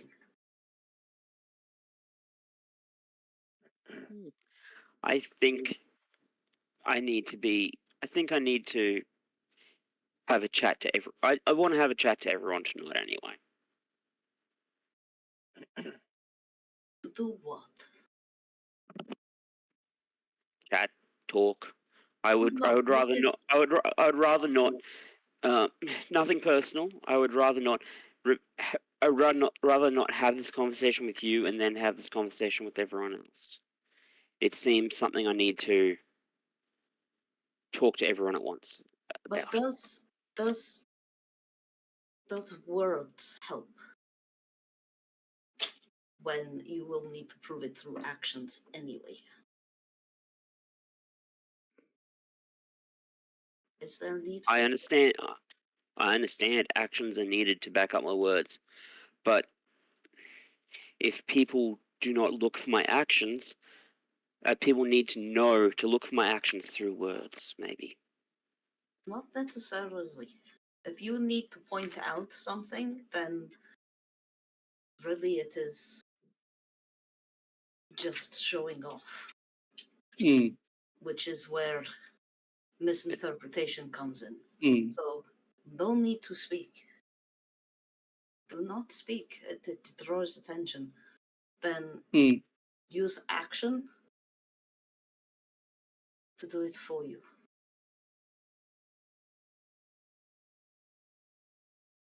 Show them what you can do, lad. Varis looks perplexed on how to continue. He says, Basically, leave it for now. Too many things have been said from sounds of. People have been hurt. Trying to talk now when everything is so fresh, especially for yourself, is not way to go. Instead, wait. Wait for an opportune moment. Then show. I think what Jadis has just said is roughly what your uncle said to you. yeah, but out of character, Varis is not. Varis still wants to confront Tanya in general. And she is strongly advising against it. Yeah, I know, but Varis is thinking that he is not being heard by Jadis in this instance. Fair enough. Yeah. And he just kept thank you for your wise words, Jadis. I shall mull them over in the meantime. Very wise. She pats him on the shoulder. I'm sure you will come to the right decision eventually.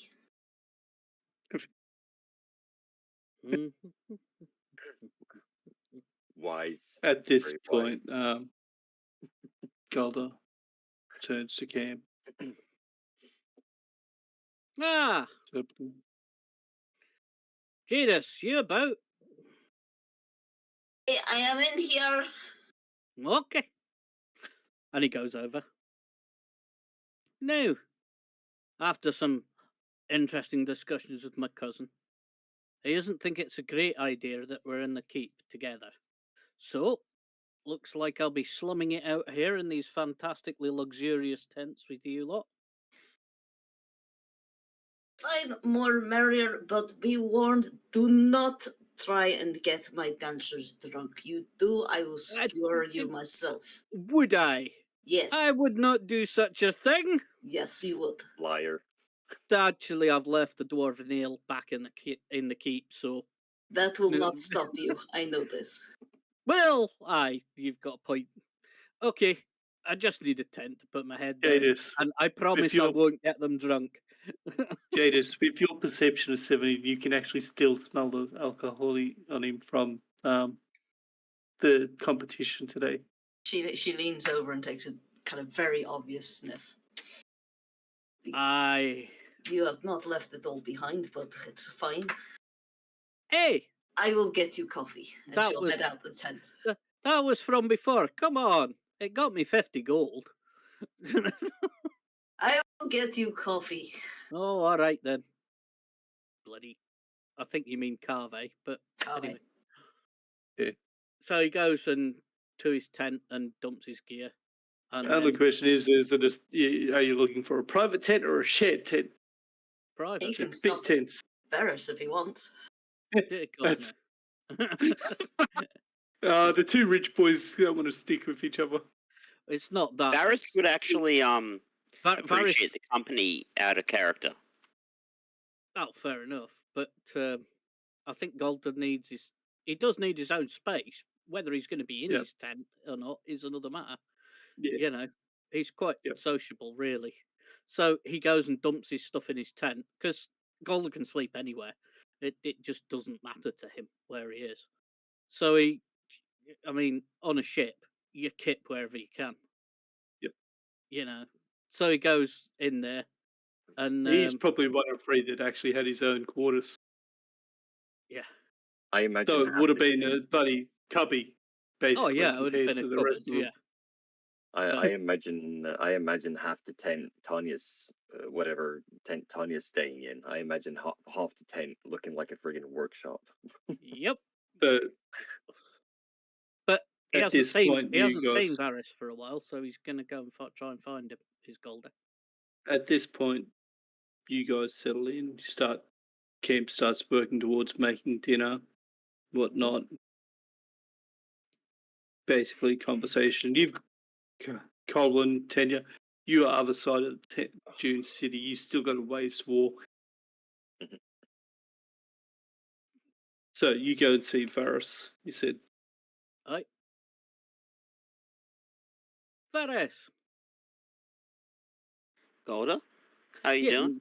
You in there, guy? They're nice, these tents, aren't they? A lot more comfortable than I thought they'd be. Something's. I feel like I need to. I am conflicted at the moment. I see. Something is telling me due to what happened. Did you? You didn't hear what happened at the keep, did you? The keep? Oh, I've heard about somebody taking a final dive out of a window, but I haven't heard anything about it. However, I understand you do know something about it. I saw me in a hole, and I chased me, and me dove out a window. Run that by me again. I'm having trouble here. I saw a doppelganger of me. Right. I chased him. He realised the gig was up and jumped out a window and apparently turned into a pile of mush. Well, that can't be good. Anyway, you want to look at it. That's worrying. Say the least. I'm just wondering what somebody... Do we know their name or what they were? The words being passed around to describe this creature is a... Arcane construct. Arcane construct. Right. Okay, something magic-y. Crap. Yeah, I don't understand it myself. No, I'm about as magical as I don't know, a rock. Anyway, this is worrying if they're doing stuff like this. How I mean, if they looked exactly like you, I mean, that could mean anybody could be replaced at any time.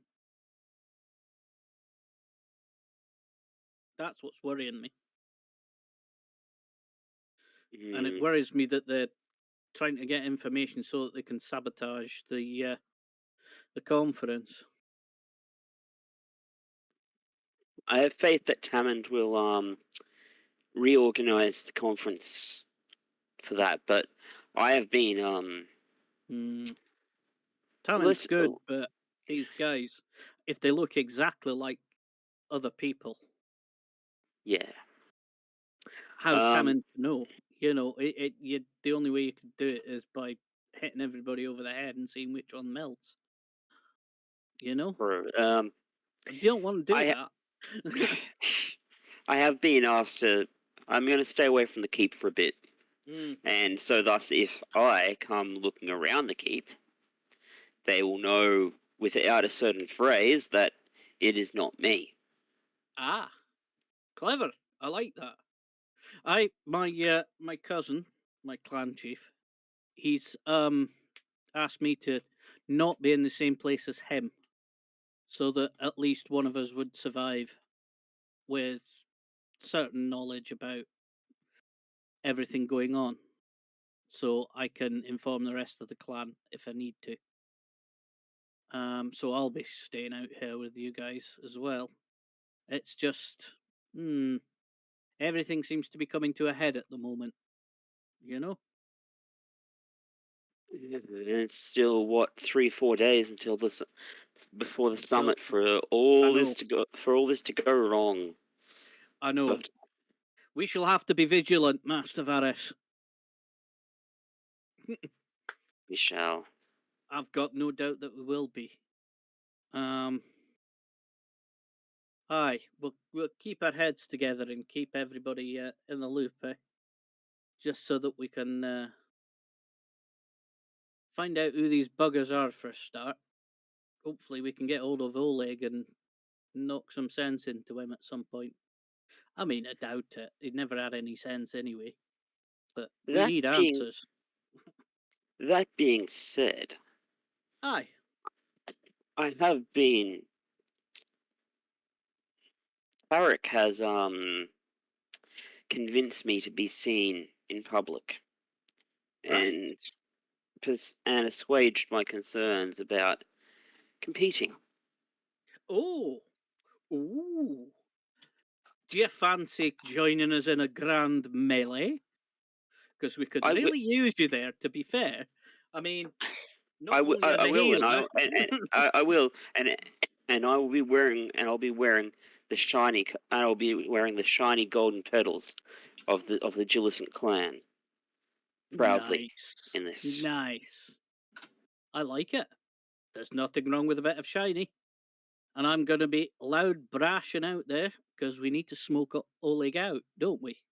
So, almost the louder we can be in the melee, the more chance there is that he's going to try something. We should be able to grab the bugger. Yes. There's something to be said for being a bit brash and bold at times. Right, well, that's made me a happy man. Knowing that you're going to be there healing us has made me a happy man. You're bloody good at it, and we could really use you. Plus, I know you like having a bit of a blast at stuff too. Would I be right in saying that? It has become my guilty. It's what I did after I left Tanya for her words. I went and destroyed. Let off some steam. Yes. Until the gardener got pissed at me. I think his garden's at the back of those targets. It doesn't surprise me. But I wouldn't have minded seeing that. Actually, that would have been quite good fun. I only missed once or twice. Hey, getting better then. Well, I think we all are, to be fair. We're getting a bit of practice in. Yeah. Do you know what I trained to do in the Elven army? No, I didn't even know you were in the army. Although that makes an awful lot of sense. My father believed in everyone. My father believed that every citizen should at least serve a couple of years. That's a good idea. Just in case. And he made sure that his family was well trained. Oh, well, he made sure that his family was not excluded from that to be and there's not calling in favors. Aye, for that's safety. Wise man, actually. No good in having leaders if they can't lead, and you need to learn. You need to learn how to follow orders before you can give them. So it's I approve of that wholeheartedly, and it's something we practice too. I was never a great leader. I was never great at the bow and arrow, but I was passable. But I did excel at. I was trained as a field medic, believe it or not. Before I was trained as a field medic. Well, that actually makes before everything happened. That actually makes a lot of sense why you're so good at it when we're out and about. It's invaluable, and I think in the melee too, it'll be key. Because if you can heal at the right time, which you do, I think we've got a massive advantage there. I really do. I really think that we could nail this thing. I do have but a limited bandwidth of healing though. Yeah. But I shall have to pick and choose and maybe fall back on some of my older skills rather than my newer found skills. Well, thing is, timing is everything. So unless we're actually about to fall over, don't heal us. Easy, really. I'm sure you know as a medic, you have to pass over people who have got minor injuries for the major ones. I believe the word in common is triage? Aye, that's the one. I was trying to think of it. I also, and I'll let you know this now, I've got a couple of potions of healing on me. All right, they're in my pack. Just in case I go down and you've not got healing or you need to save your healing for something, grab one of those potions and shove it down my throat. If you need it for somebody else too, grab it out of my pack, shove it down their throat. I've been meaning to talk to you about that anyway. So, good to know. Yeah, I thought it would be a good idea if we had some things, particularly if you go down. Who's going to heal you? Who heals the healer, right? Exactly. And if I can get over to you and shove a potion of healing down you, we've got our healing back. Problem solved. Do you see what I mean? It's always good to have a bit extra kicking about there. You say you met a gardener. I wonder if he's got healing herbs and stuff there. Might be worth having a word with him at some point and just seeing if we can get a couple. You might be the best. You might be the best person as he is in the keep, and I cannot. I have been asked to keep away from the keep as well, actually. But I don't know. I'll see if I can get word through to my cousin and see if we can't get a few potions or something extra. That'd be a nice idea. See what we can do. Nice chap. Did he seem a decent bloke? Yes, he's going to be helping me with the funeral. Ah, very good bloke then. Kind of like him already.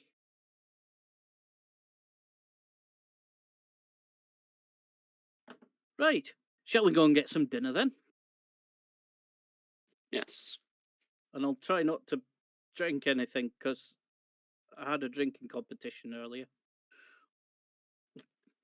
Okay, it was only 2 rounds, but somebody put something in one of the drinks, and it didn't agree with the rest of the contestants.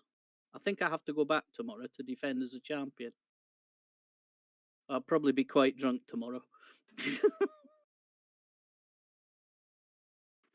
Well, we'll have to mention that in our updates to the others, just in case, because if someone did that in order to get at you, well, that's would it have been that would have been really, really dumb way of doing it because I'm a dwarf.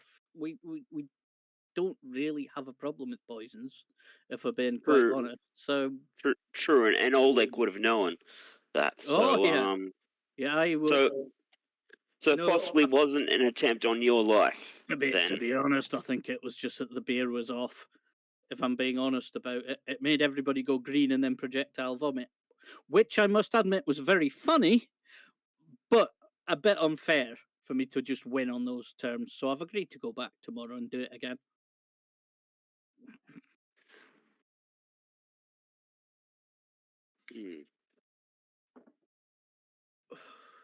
I mean, I didn't know what was happening.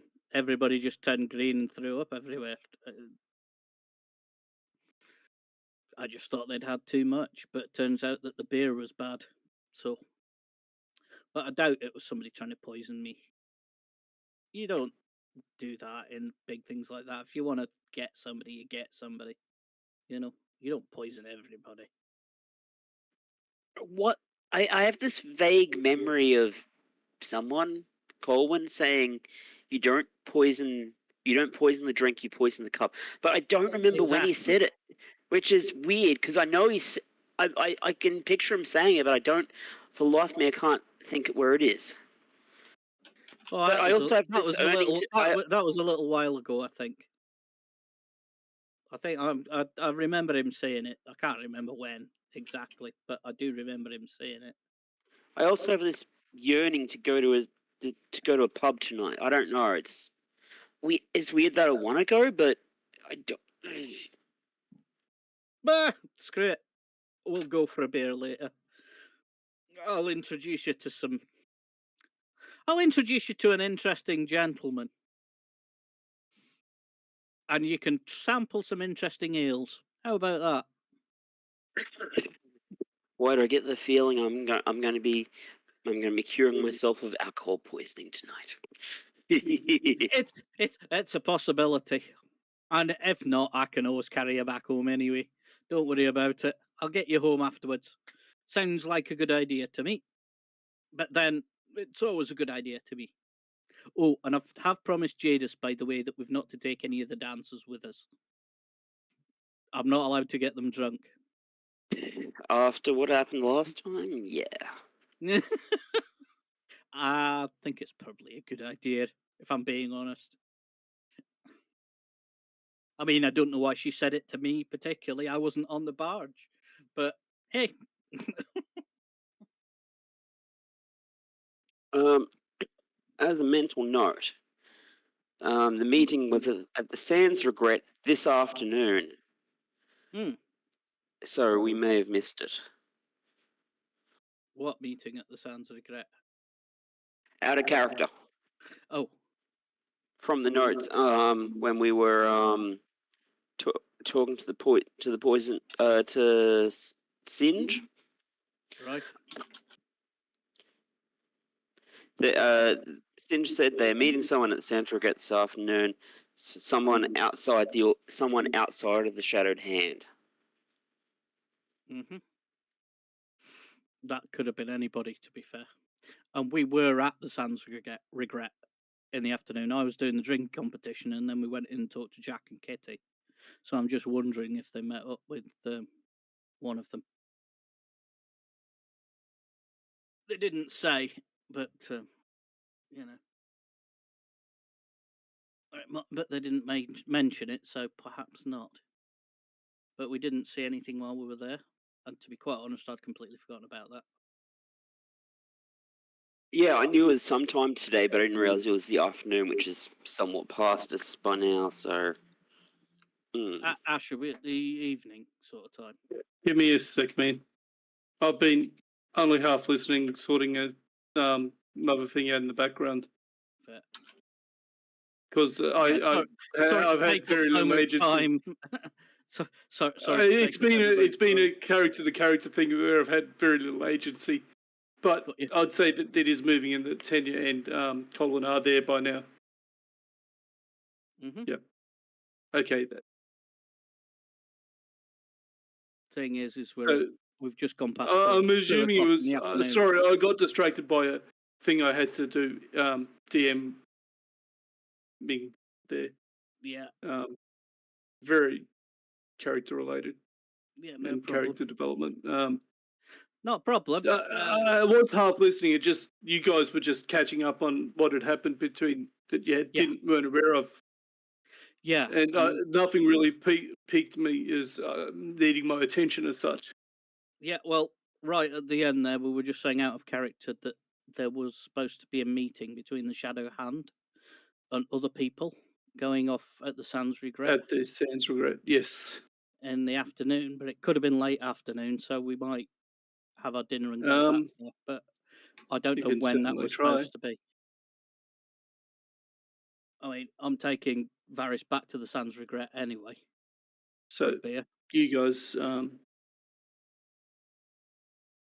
as you do that, Daisy comes up to you. Have you seen Jadis? She was kicking about, and I think said she was going to be sorting, helping sorting dinner, but I haven't. She talked to me and Varis. Me and Varis have had a catch up, and then I've not seen her since. She looks around, looks at the camp, the meal which she's been organising. Goes over, pokes her head into Jadis's tent after a knock at the canvas. Mm-hmm. Are you there, Miss Jadis? There's a brief pause, and you hear it. Yes, I am here. Come in. Are you okay? I am, yes. Just You seem thinking. stressed. No, more reminiscing. We have so many people here that deserve to be here, and I was thinking of those who are not here. Her face, which she puts on this brave face constantly, turns a little sadder, and you know that she's thinking of Silver. I miss him as well. But as I said, we will do this for him. Immediately, that brave expression that she's been putting on returns. That will make him proud. Now, what can I do for you? I just wanted to see if you wanted something to eat, ma'am. I've got the camp tonight. You just so you can relax. I You will work harder than anyone here. I will take my meal with everyone. Okay. But I am sure people are aware. I am here if needed, as always before performance. She smiles and goes, I'm here to help. Just if you need anything, let me know. You can't carry us all on your shoulders. I do not worry. I know I can rely on you and others. So it leaves me free to talk if people need to talk. Maybe you should get out of the camp for a little and relax, away from us, away from having so much responsibility. A quiet drink before you sober up. Or maybe not a drink. I know how little you can drink.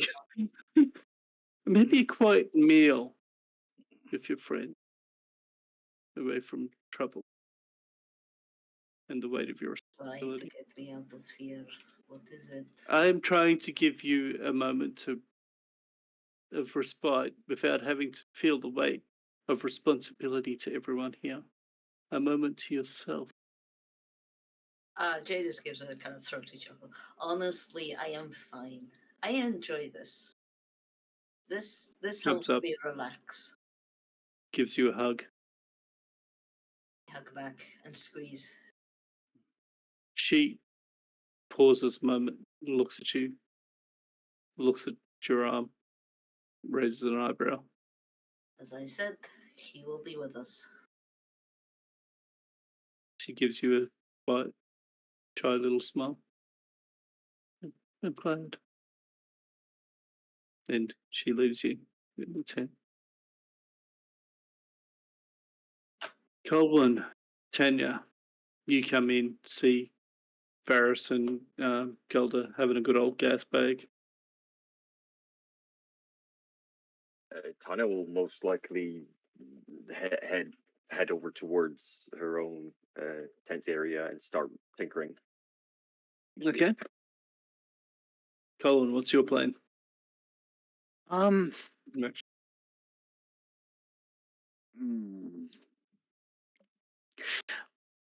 He's going to sort of idly pull out his Goblin 101 book and just be reading as his kind of mind wanders. Okay. Not a problem. Rolling a straight intelligence to learn as you continue to work on your knowledge of Goblin.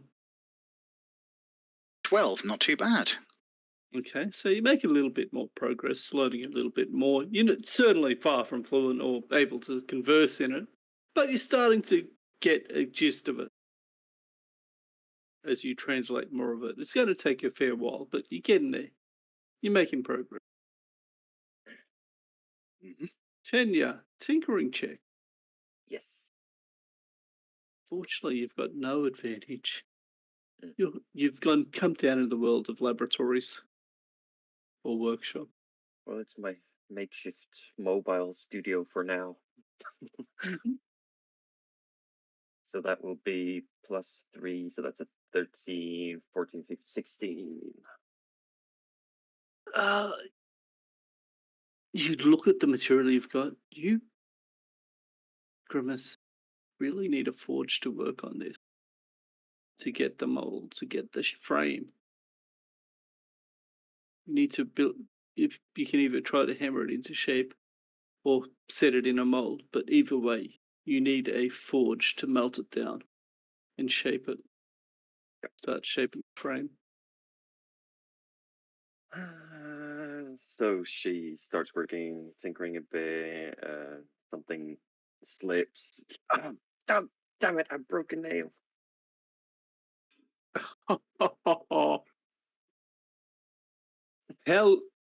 How loud was that said?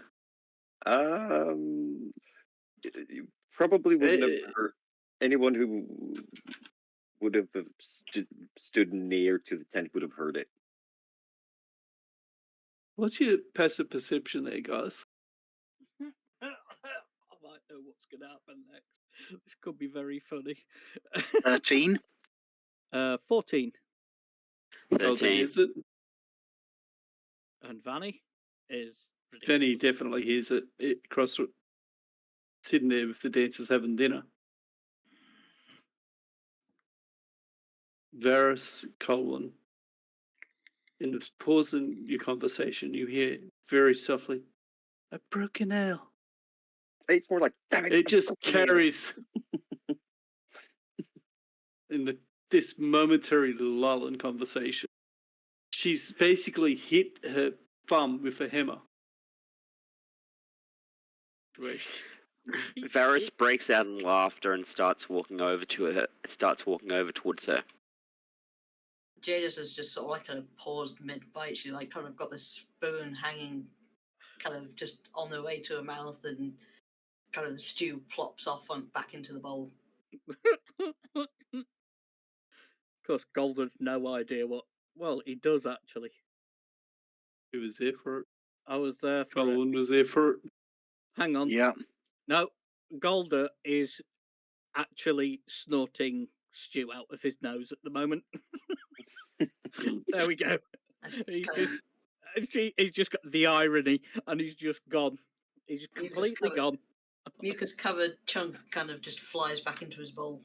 Yeah, as it comes out, blasts out of one nostril, basically. Yeah. Oh, we got a float. Extra flavouring on that one.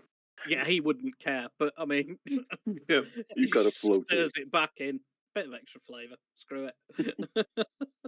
But he is genuinely. He's just gone.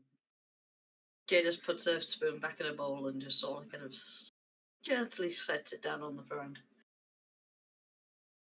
kind of watching Golda with her. He didn't just do that, did he?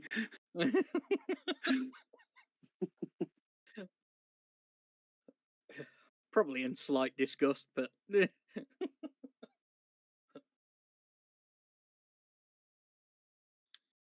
Are you also laughing, Colwyn, or? He's sort of gently chuckling to himself. It's not something that causes him a uproarious delight, but it's just like things. Got you. So Varis approaches the tent and knocks.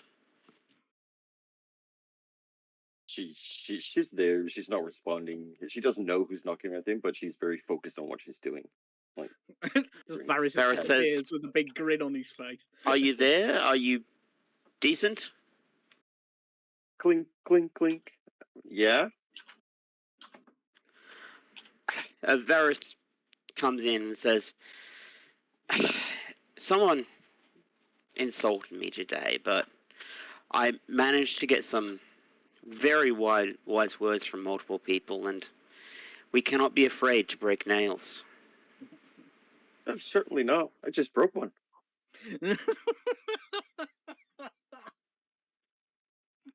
I do have to ask that whilst you are not, and he's having trouble finding the words, he says,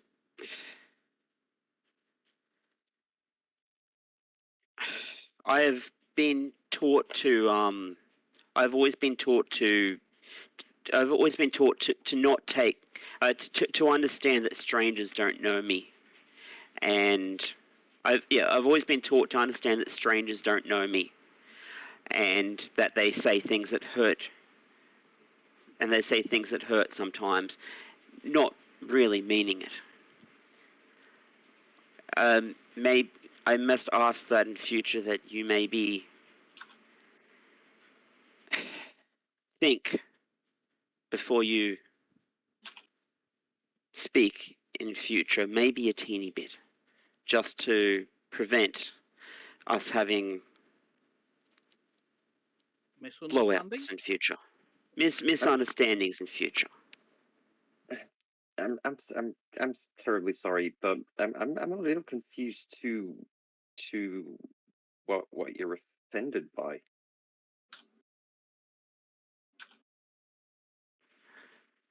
I think back of my own actions in these past few weeks. I have repaired beds for people. I've repaired beds for everyone. I've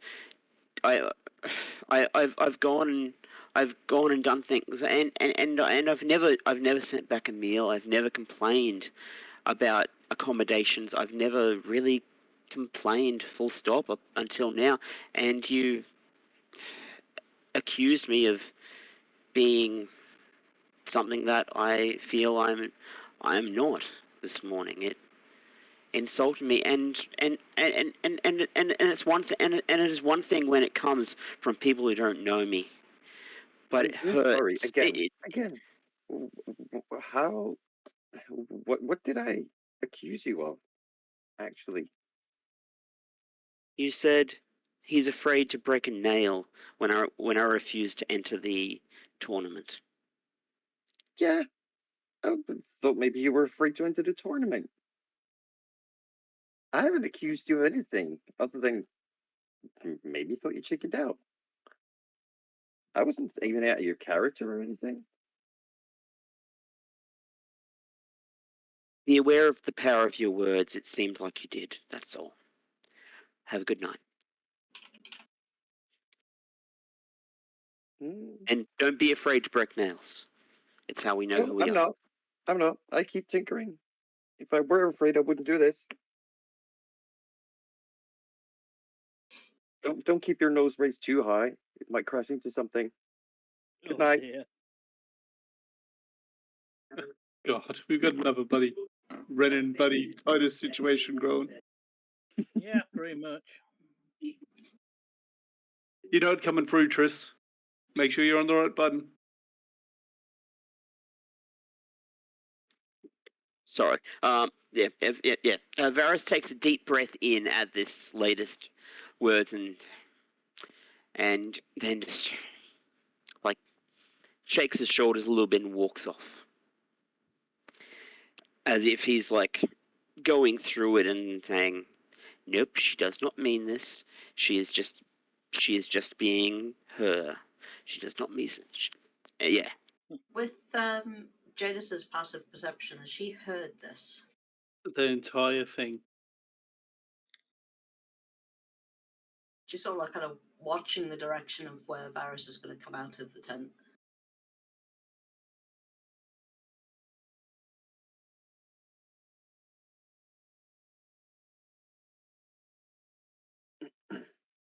With a raised eyebrow. Kind of like I told you so. Not an I told you so.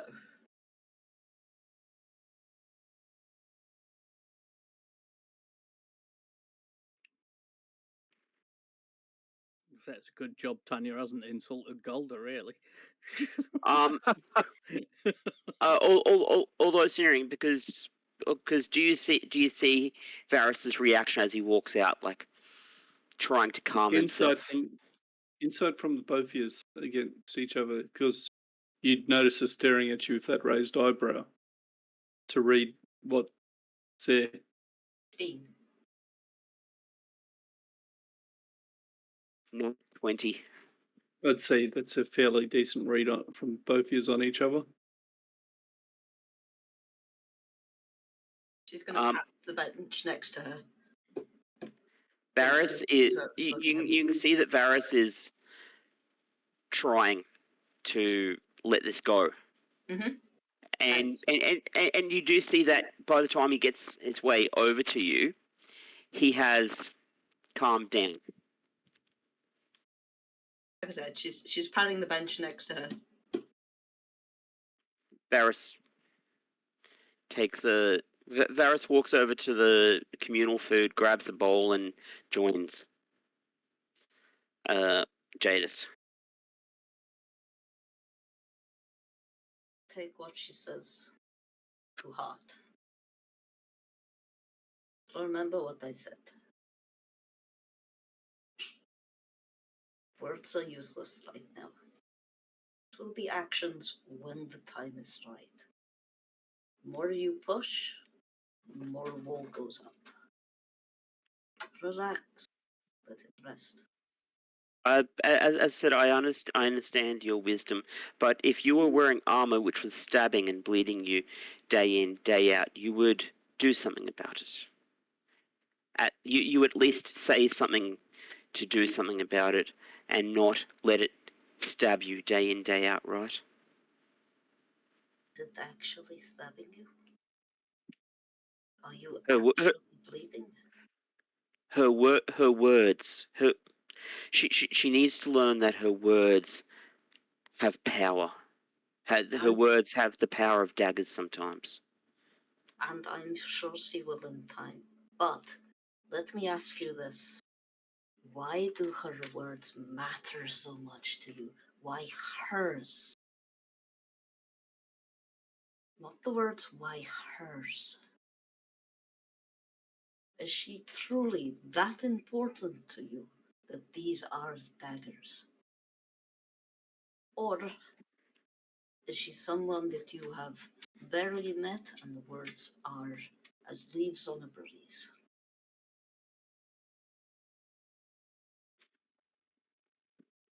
Good point. Think. Your head, not your heart. You are a diplomat. You will hear this all the time out in the world. I do. Good head. I do. Hers. Eat your stew. Go sleep.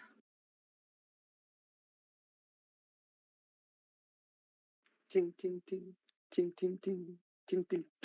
Ah, fuck you, mother of a... And she continues cursing in Dwarvish loudly. Which pretty much everyone except, I believe, Colin can understand. Pretty much, but there are some things you don't need to speak the language to be able to get the gist of. Yeah, That swearing in Dwarvish, you know about it. Trust me. Yeah, you know a German is angry when he's cussing at a workplace or building area. Oh yeah. Oh, Construction site.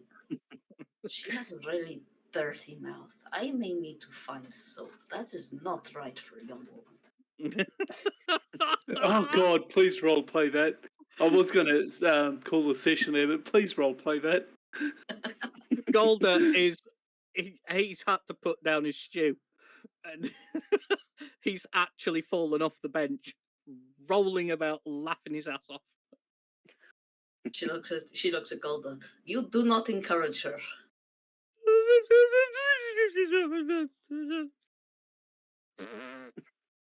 That's all you get out of him. He was surrounded by children.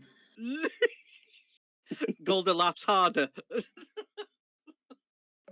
Jadis became the party mum. God. Yeah, Golda he's just collapsed in laughter. he's thinking they're really good insults. So I think we'll wind it up thereabouts, guys. If there's any last minute Golda, roleplay you wanted to work on there. Yeah, Golda Nah. gets up, wanders over to Tanya's tent, thumps on the door, trying, tears streaming down his face from laughing. Tanya? You tell her I have soap. If I hear language from her in my vicinity again, I will use it. Tanya probably just heard that. Tanya heard that. Yeah, Tanya Golda turns her face looking at Golder, like face full of soot and grease, and one finger's bleeding. And all she sees when she turns to look at Golda is him crying with laughter. She kind of smirks and then tosses a dirty, oily rag in his face. he just bursts out laughing at that point. It just tone it down a little wee bit, lassie. If you hit your thumb, would you? You've got cushions. Just bury your face in it. There's a lot of people can understand that. I'll see you in the morning. And wanders off.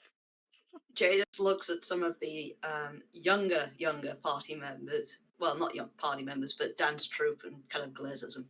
Don't you dare repeat any of that. The faces which have been bright and a little bit shocked look at you and go, "No, we definitely won't." And they giggle. You do? I will have you doing Pilates for a month. And their eyes go wide. But. A month. Yes, Mistress Silver Star. Ting, ting, ting. Ow, you! And another round of cuss continues loudly. Don't you dare! I have soap. I have 3. At this point, Varis gets up and stares intently at the tent, and you see a giant, and the tent is surrounded in white light, and the inside of the tent glows with intense white light. Your fingertips are healed. Oh, look at that! Thanks. Clink, clink, clink, clink. Ah! She's failing a lot of rolls on this tinkering check.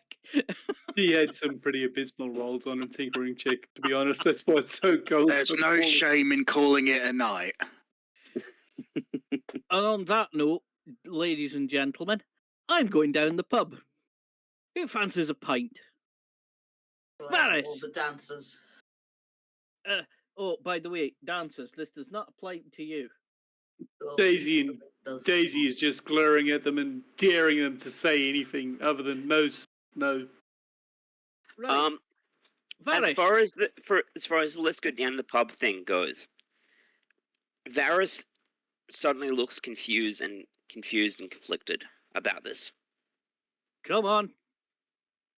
A good bit of ale and a breath of musty, fetid air is good for everybody. And Jay just gives a subtle push. Actions.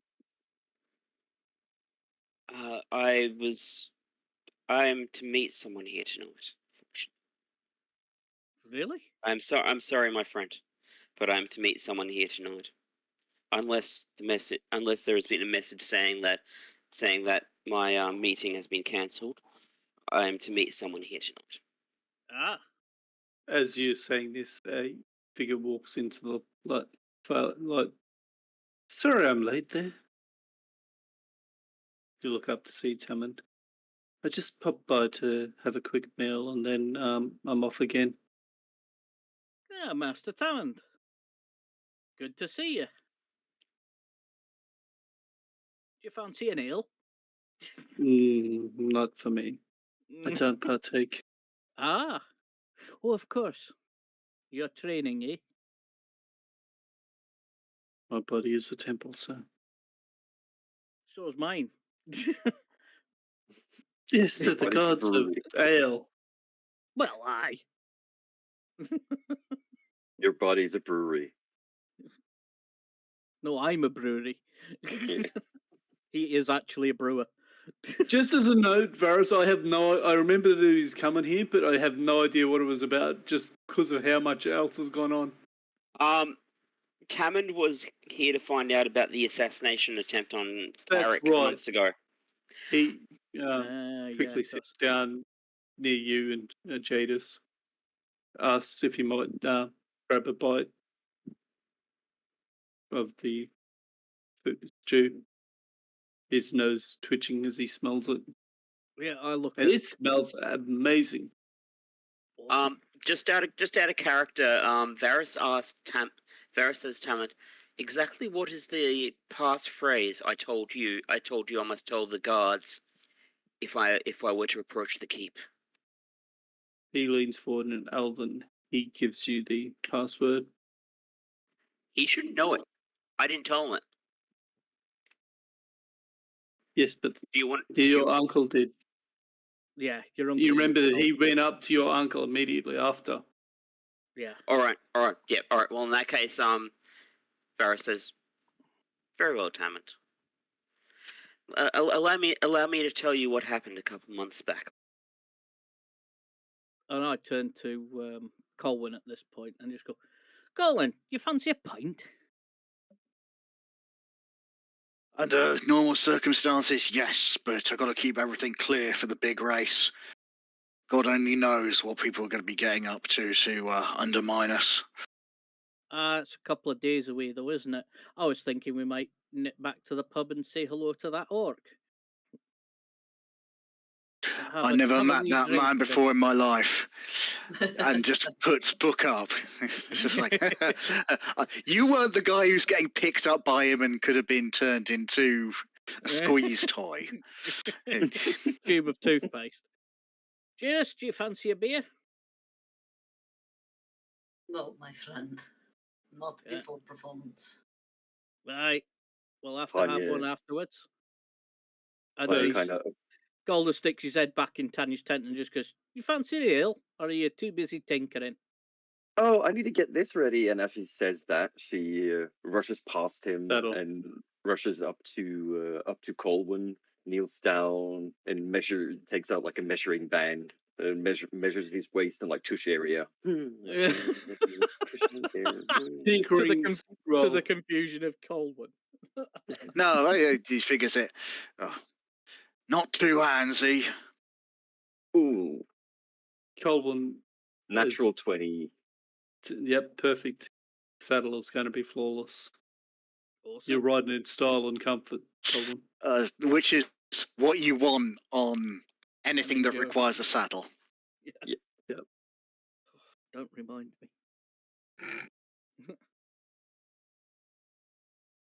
So you finish up talking, explaining to Tamond what had happened with your uncle.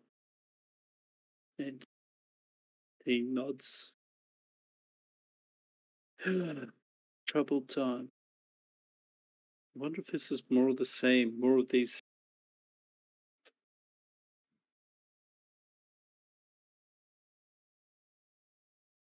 damned assassins and spies everywhere, I swear.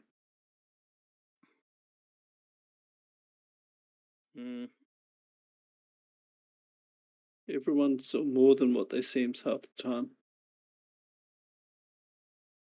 Oh, I don't know. I'm not sure I am.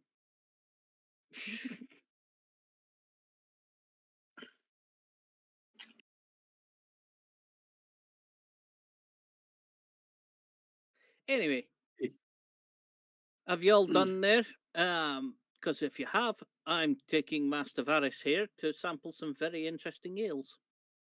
Yeah, go. I've got everything I need for him. If you're dragging him off for some fun, go for it. Don't let me stop you. Thank you, kind sir. Come on then, Varis.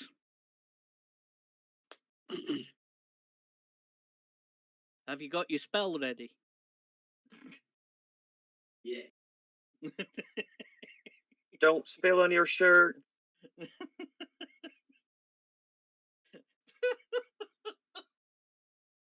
Couldn't help it, could you? Oh dear. She grew up working forges and smithies with dwarves. She's used to taking the piss on each other. Like that's what she grew up with. Yeah. Calder understands that, but Varis won't. Yeah.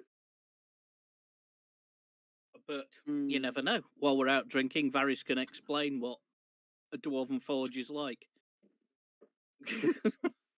For one thing, even kind of like with crassness and joking around, sooner or later someone's going to say something that someone's going to go, "You crossed the line."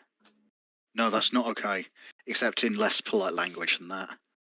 You'd know if you'd pissed Golder off because you'd have a great axe buried in your head. I mean, simple as that. Oh dear, oh dear. But anyway, yeah. I'm hoping that's about it. And next session, hopefully I won't be quite as involved as much. Sorry, guys. Oh, that's fine. That's all right. I enjoyed it. So we will close the session down there. If no one else has anything else they'd like to Sue? I'm grand. No. Good. I'm fine. No, I'm good. Mm-hmm. Varis?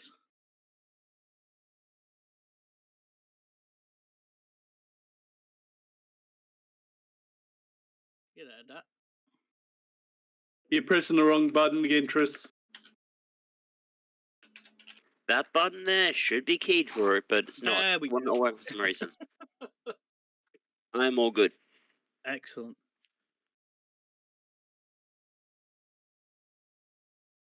MVP? Okay, let's start from the bottom there with whoever's at the bottom. Varis. Okay, Dad. Who's your vote?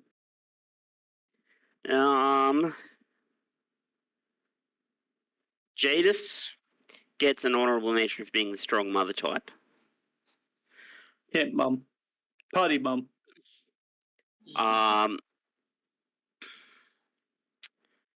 But I have to split my vote between Colwyn for getting the Steel Defender in the race, and Golda. Ooh, You're gonna have to pick one or the other. Roll off. Odds All right, Colwyn who wants evens odds? Golda. Who? Sorry. Colwyn Odds Colwyn evens Golda. Simply because that's the order I've got them there and what I've written down. 18. Who gets it? Golda. Me, I think. Golda. All right.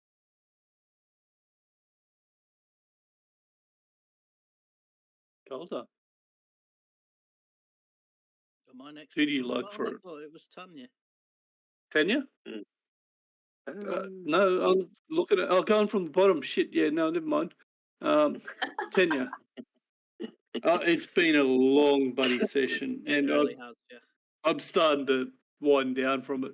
It's nearly been 5 hours. I've had to think and talk and just run off. It's been crazy for me. I don't know about you guys. Oh yeah. Yes. Honorable mention to both Jadis as the party mom and Varis for keeping up his awesome roleplay on his character. But I'm gonna give it to Colwyn for brilliantly role playing the Steel Defender into the race. That was That was really fun. That was really good. Golda. Sorry, Jadis. Frick me. I know I've been in this episode a lot, but come on.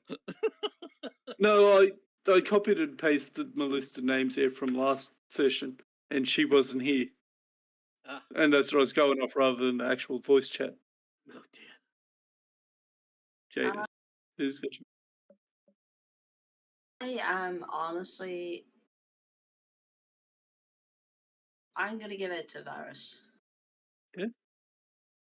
Some very well done roleplay.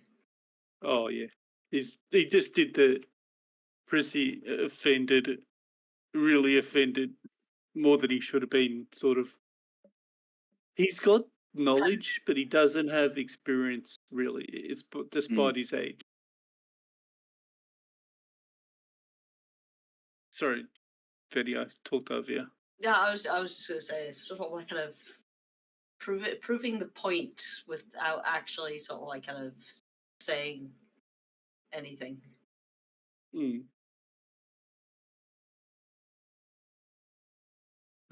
well done, Gelda.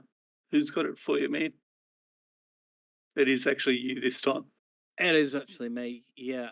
I loved a lot of the interactions and stuff going on. I really did. I think it's just gonna go to Varis. I think. Okay. Just some of the role play action that I had with it. I mean, honourable mention definitely to Ed for getting that Still Defender in the race. That was genius. Loved that. Loved Tanya for sticking with, her character and role play as well, which is so grating. And Jadis as well for the camp mumming about the place. That was great. But yeah, Varis has got to take it for me. I just loved a lot of the interactions and a lot of the stuff that he was doing. So Colin. Yeah, it's got to be Varis again. Just Big T consistently upping his game every single week, and it's wonderful to see, even if I'm not there to interact with it. So yeah, good shit. Oh, just like considering how he started kind of role playing with us. With Brennan. The level of improvement in role play has just been absolutely fantastic. Yeah, stellar. Agreed. I mean, I've been playing for God knows how many years, and I didn't take to it this quickly, I must admit. And it's do just as a final point on that. Throughout plenty of things I think we've experienced in our lives, thinking, oh, this is taking ages to get used to or adapt to or whatever, and you maybe at the time you're not feeling that you're quite getting there, but to actually say to someone, no, seriously, you are getting there. In fact, in some ways, you've actually done a better job than some people I've been in games with for ages who just do the same thing or have the same problems and never learn. You have learned. Yeah. Agreed. It's a lot of fun. Definitely. It's I'm thoroughly enjoying these sessions. I don't know about anybody else. Oh, Name of the episode. Oh, appreciate the compliment. Yay. Well, we've got to obviously say nice things to you, Ash. Otherwise, disaster happens. TPK. Never. I would. To anyone might still be watching, I would never do it. They'll do it to themselves eventually, anyway. Yep. Oh God, yeah. True. I mean, this is us we're talking about. I mean, it's going to happen eventually. Okay, starting at the top, Colwyn. Varis, take inspiration, by the way, if you haven't already. Colwyn. Session name. Ooh.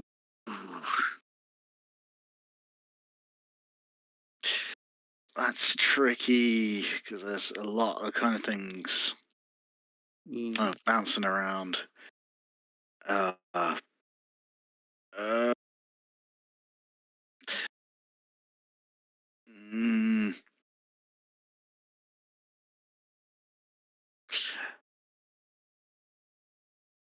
Come back to me. Sorry. Yep. That's all right. Golda. Broken nails out the window. Okay.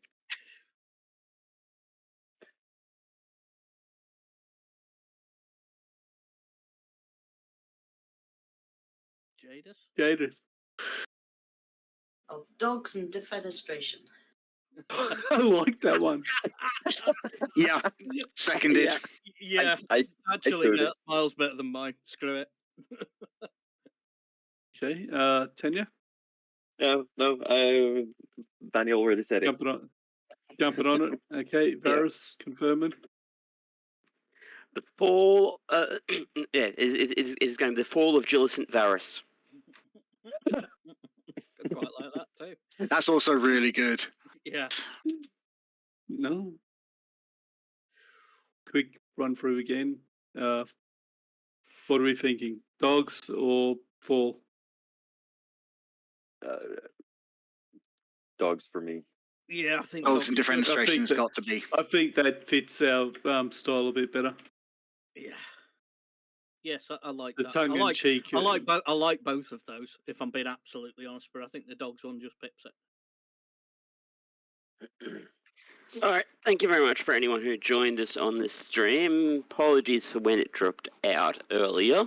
We'll have the recording up, which should have got all our voices in the meantime if you are worried about what happened those few seconds, but we will see you next week. Yeah, for the DM actually talking, hey, appreciate it.